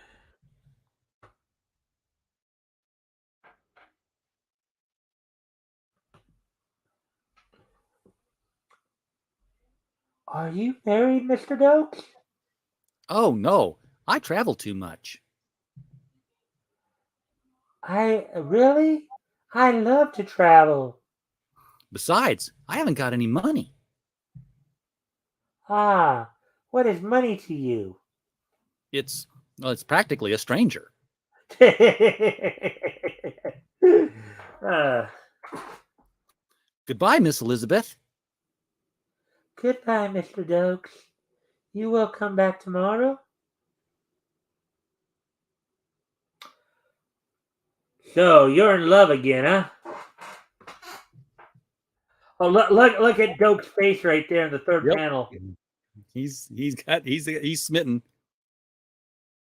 I suppose you're seeing her tomorrow? Yes. Can I go with you? Why, sure, if you want to. But you'd rather be alone, isn't that true? No, you can come along.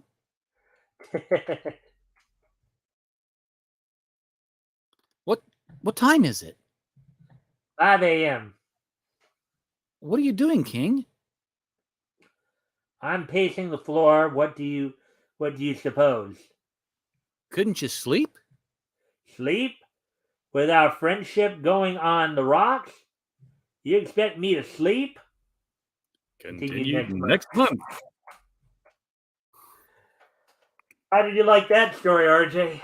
I want to read next month's now. I want to know what's going on here. He's a Well, traveling man.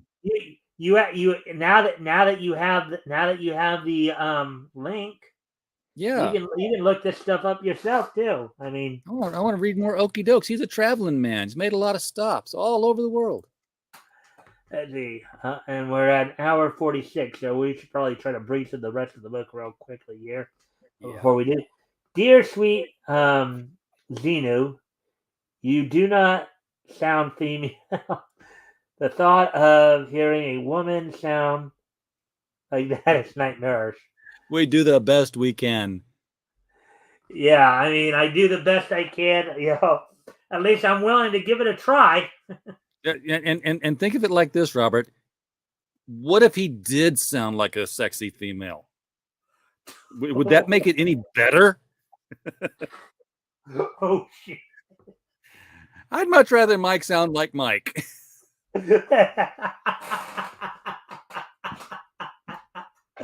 But RJ, overall, what do you think? Do you think I'm doing pretty good with the female voices? We're doing the best we can. We have larynxes that don't allow us to really.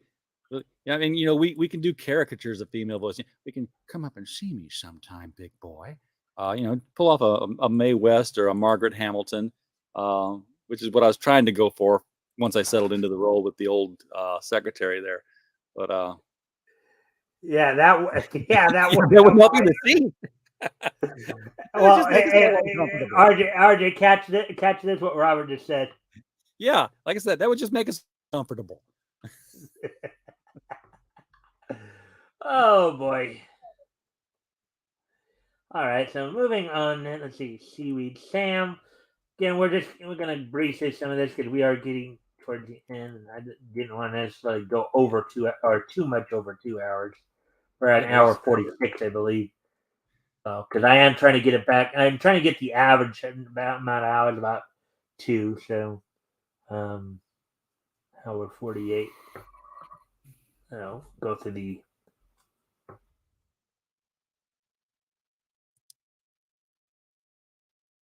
There's Chief Wahoo again. Yeah. All the movies. Let's see.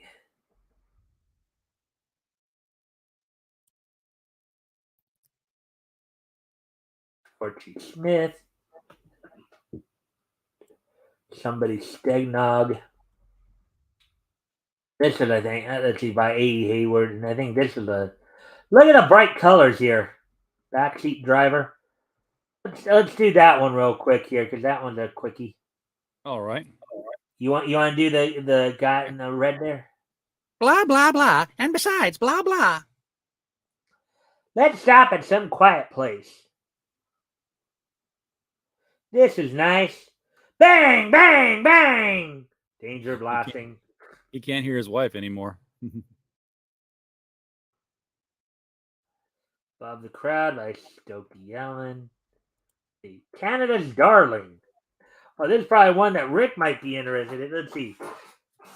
The North Country rings with his daring exploits. During the war, quote-unquote, WAP engaged in the air battle, which ended the career of Reithofen, the Red Knight of Germany. So I guess they're talking about, of course, World War One. Yeah. Yeah. First planes are from World War One. But obviously we're still, World War II is just starting in in Poland, but we weren't there yet. Yeah. The Baron was on May's tail when Captain Roy Brown suddenly dove on him from above. Since the war, he has continued to add to his gallant record. Oh, wait now. This is he ended the career of Baron von Richthofen. That was the Red Baron. Canada's Darling here.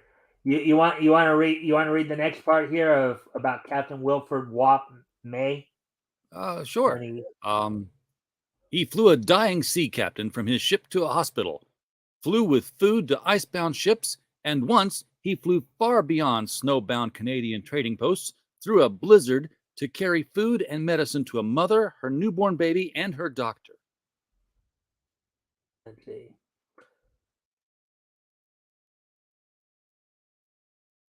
All right, let's see. I'll read the one on the bottom left there. You can read the one on the right. Okay.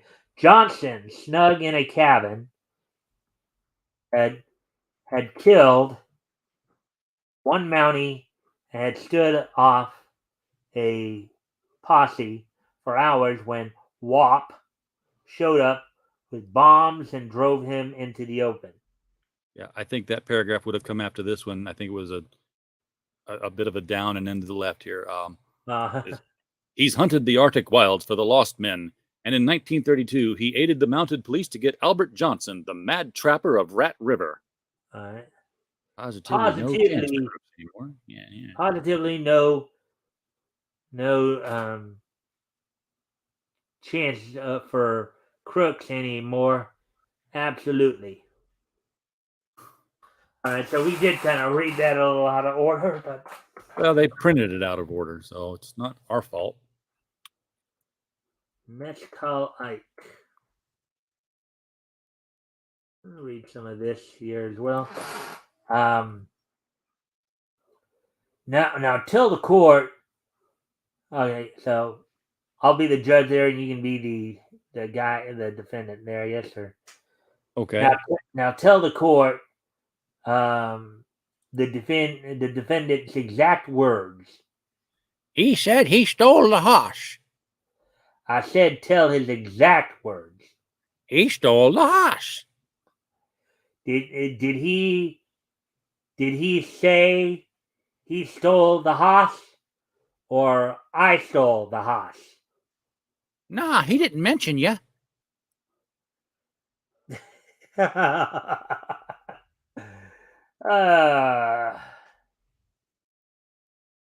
Heavens. Pa's got a toothache, and I'm trying to get him to go to the dentist. It don't hurt all the time. Only about every 10 minutes. And how long does the pain last? About an hour. Every 10 minutes for an hour. Wow.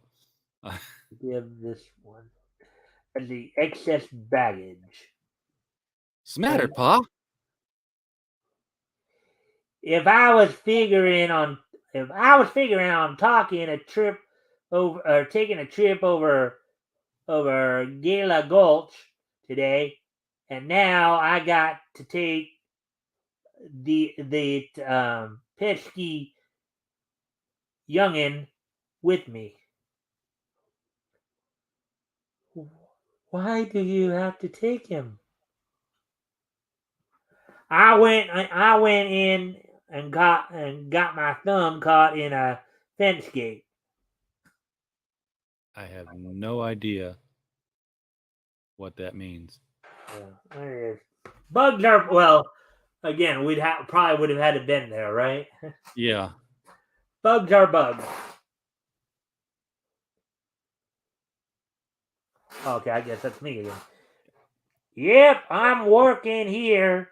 Will is over to court for a couple of days. Hey, waiter!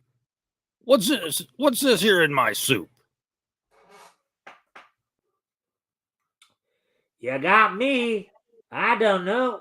One of them kind of insects from another. I don't know one from another. Uh, Definitely a bug.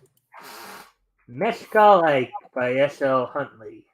Yeah, mezcal being a form of tequila. Bianca Zombie's here. Hey, Bianca. Hello. Hopefully you're enjoying the material here.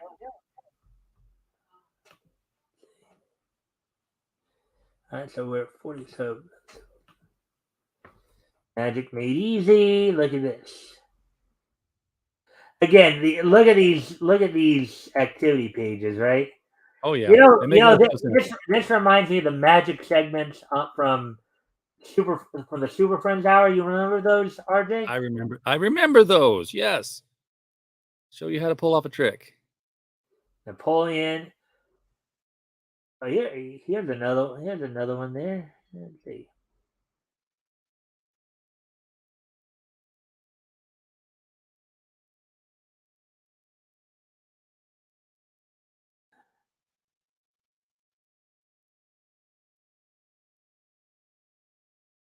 See, there's a town. Good. Odd names of towns and cities in the United States and other countries. Paul, Louisiana. You ever heard of that name of that town or city there, RJ? I have not. Oh, see, Diamond, Oregon. I think I might have heard of that somewhere along the line. Baseline, Michigan. I think I've heard that one too. Ball Ground, Georgia. Wow, a lot of baseball related names here. Cities. I think that Ball was the Ground, theme. Georgia. Pitcher, New York. Come on, bat 'em in, kids. For the town discoverers. Bobby Parker, Salt Lake City, Utah. Alice Parker, New Jersey. At least they weren't giving them their exact addresses. F.A. Devlin, Portland, Oregon. Clifford Temple, Lansing, Michigan. So, anyways, let's get back to. These are the people who discovered these towns. Okay, this one sounds like from your neck of the woods, RJ. You ever heard of Umpire, Arkansas? It is on the very western edge, about halfway down the state line. Oh. Umpire, Arkansas. Well, hey, RJ, if you happen to go in that direction, next time you pass through that town, you can tell people, hey, I saw your name in a comic book. Right? That's right. And here's another one from your neck of the woods. Homer, Illinois. Have you ever heard of that one? Up by Champaign-Urbana. On that could have a couple, like Springfield, Springfield, Homer. Get it? Oh yeah. Springfield and Homer together. They do go together. Here's Babe Bunting right here. Again, I think I'm trying to breeze through these a little bit quicker because of here's Plunky. Punky. Punky. Not Brewster. Yeah. Actually, this one's a quick one too. We can probably. You want to read these because these look more like narrations there. You said you'd show us the way home, but this doesn't look like Magnolia Avenue. I think they're lost. Keep playing him, Punky. You'll tire him out pretty soon. Let's tell Mr. Ogleby his house is burning, so we'll get a seat. We'll all get a seat. We gotta walk backwards so the other kids won't trail us to our picnic. Neat trick. And look how they do Punky right there with the paintbrush. Yeah. He's drawing his own logo. Connie. If I had life like that, just Queenie.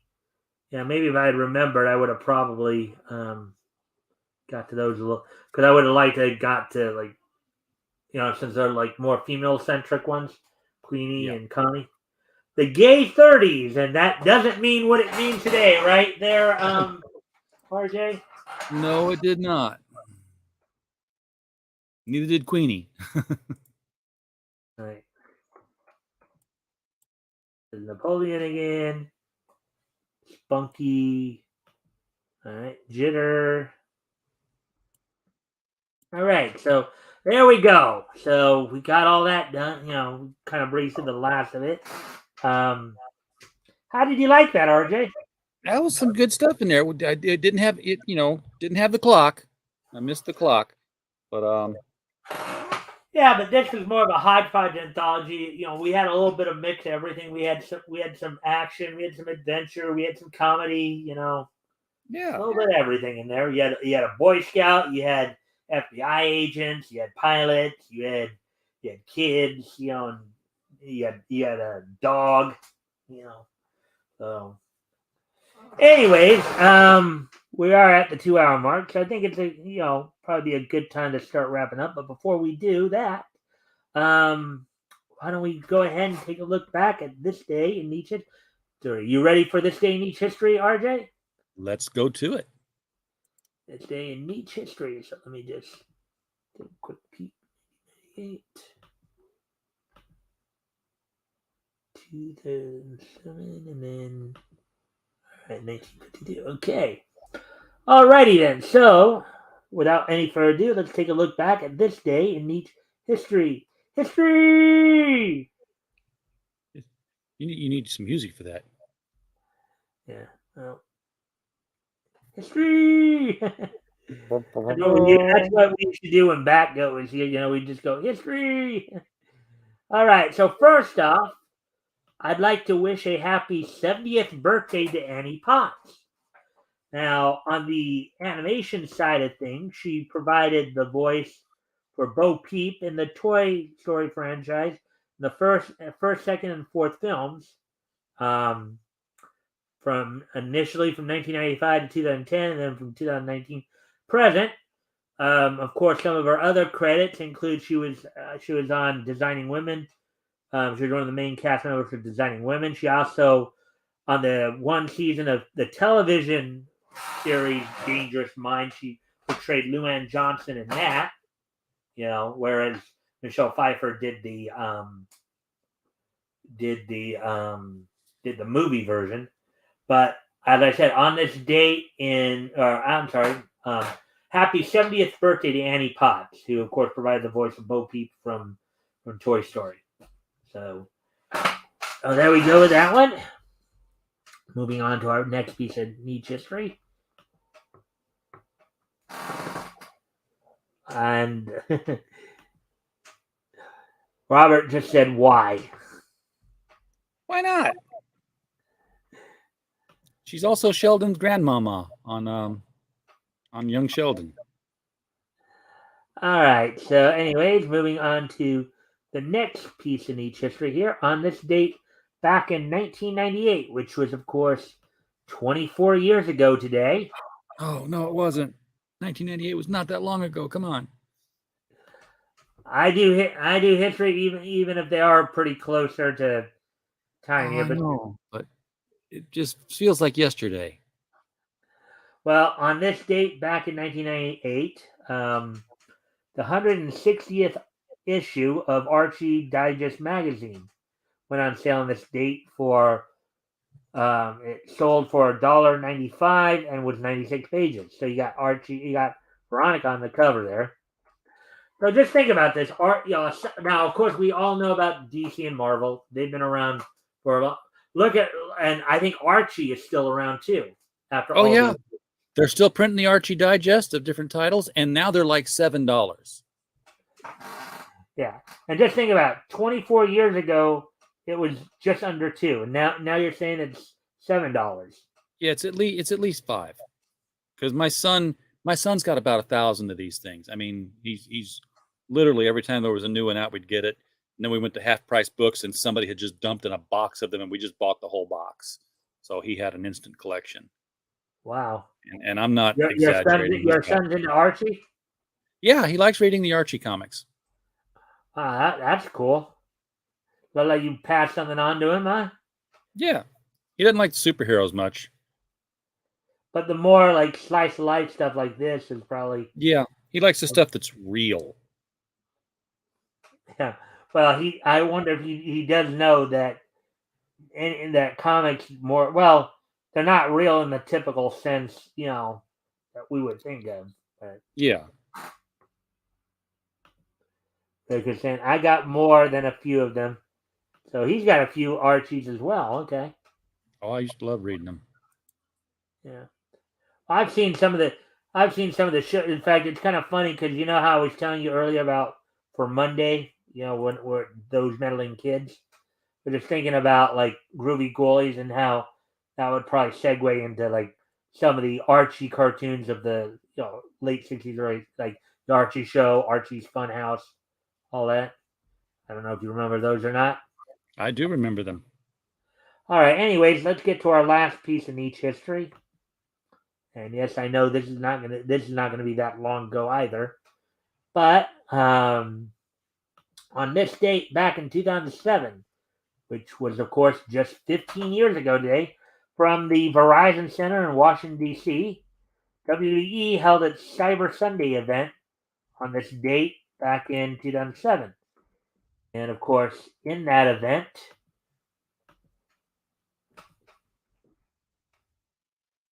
main event of that evening saw Batista defeat Undertaker to retain the World Heavyweight Championship with Stone Cold Steve Austin as special guest referee.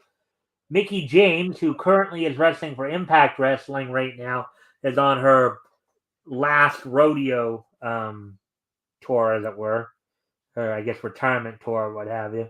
Won a Divas Halloween costume contest back then. Triple H defeated the late Umaga in a street fight. Shawn Michaels defeated WWE champion Randy Orton by disqualification. Montel Vontavious Porter retained his title in a count-out loss to Kane. CM Punk retained the ECW championship over The Miz, and CM Punk's gotten some heat lately for what happened a few months ago. I probably told you about that. And Yep, I remember. Rey Mysterio defeated Finlay in a stretcher match. So there we go. So that's all I got for you guys tonight. I thank everybody for being here. Couple of programming notes. So this Monday, I'm gonna have a very special episode of the Mikestand in which we're gonna do an open mic, open panel. We'll be, with it being Halloween and stuff, we'll be focusing on Halloween and obviously like spooky type cartoons. So I'll be of course I'll be sending the StreamYard link out to some of you, RJ being one of them, Rick, a few others. Sending them out to a lot of you that I have contact with that, if you want to be, part of the conversation. We'll be talking about, again, favorite Halloween specials, probably a lot about cartoons, like one of the things I may even talk about a bit is those meddling kids genre that came about, Scooby-Doo, as many of you, some of you who may have been there when we were last on RJ's open mic night, we got into the whole thing with Velma, and that we're not going to be talking about that obviously, but we're going to be talking about Scooby-Doo obviously, because Scooby-Doo was the start of that whole those meddling kids archetype, and you'd have so we'll be talking about those. We'll be talking about ghosts, be like Casper and all that. So just a lot of Halloween fun and just reminiscing about that. Obviously the main focus will be on cartoons, but we'll also do if we happen to get into comics or anime or manga or anything like that, we'll do that as well. You've got to do the Fat Albert. You've got to do the Fat Albert Halloween special. I didn't even know about that one, but that that'd be a good reason why I'd have you there, because whatever I miss, you can kind of supplement. Yeah, when I saw it, it was interesting because it was all about the lady in the neighborhood that everyone was scared of, and Russell ends up going into her house on Halloween night, and everyone's like, the witch has got him. What are we gonna do? And they finally go up to the door, and she ends up being a nice lady, and Russell's sitting on the couch eating popcorn balls. She gives candy to them all. And then at the end of it, Bill Cosby does a live thing, says, this cartoon was made a long time ago. Don't go into strangers' houses, please. You can't do that these days. When was that? Because oh gosh, I was I was a kid when I saw it, and I know it was in reruns then because Bill had to make the special announcement. Oh, because well, I remember that Fat Albert and the Cosby Kids was originally came out. I think it was like 72 or something like that. Yeah, But well, it originally aired on CBS in 1977. But he didn't. And when did he make When did he have to make that announcement? Oh, I probably saw it sometime in the mid 80s. So it was like, 10 years later, almost Okay. 10 years later. Well, yeah, and I mean, and you have to remember too particularly with the don't know if you remember the Adam Walsh story or not, or ever heard about that. Oh, yeah. But that's probably why he ended up having to make the announcement, because of that. Because after that happened, that's when people's eyes were really open to that whole situation. Stranger danger, all that. Yeah. I mean, I have somewhere. I don't know if you remember when Mr. T was doing a lot of stuff in the 80s. He had a soundtrack he made with a bunch of songs called Mr. T's Commandments. I have that, and that's he talked a lot about a lot of that stuff that they were talking about. Anyways, Archie Real, Real enough. you can call it spook scan. Interesting, yeah. And then we got Tatsusama. Huh. All right. Well, anyways, guys, as I said, Monday we're going to be doing a special Halloween open mic, open panel, just reminiscing about everything, not just Halloweeny, but other other obviously spooky and whatever other niche aspects fall into whether it's those mentally kids or whether it's like talking about Casper, whatever we come upon. But that's going to be the main focus. And of course, next Friday, I will have the Tomoviches here, Chris and Diane, and we'll be continuing our look at June of 1939. Next week, we'll be focusing in on Jumbo Comics. We'll, of course, be reading some Sheena. Sure, some of you will be looking more forward to Diana doing the female voices instead of me. I know she loves to do that. So hopefully I'll catch some of you. You guys will come back next week for that. Hopefully you guys will be back here on Monday. Hopefully you guys will catch me every night of the week, Monday through Friday. So until then, everybody, I thank you for being here. Bye.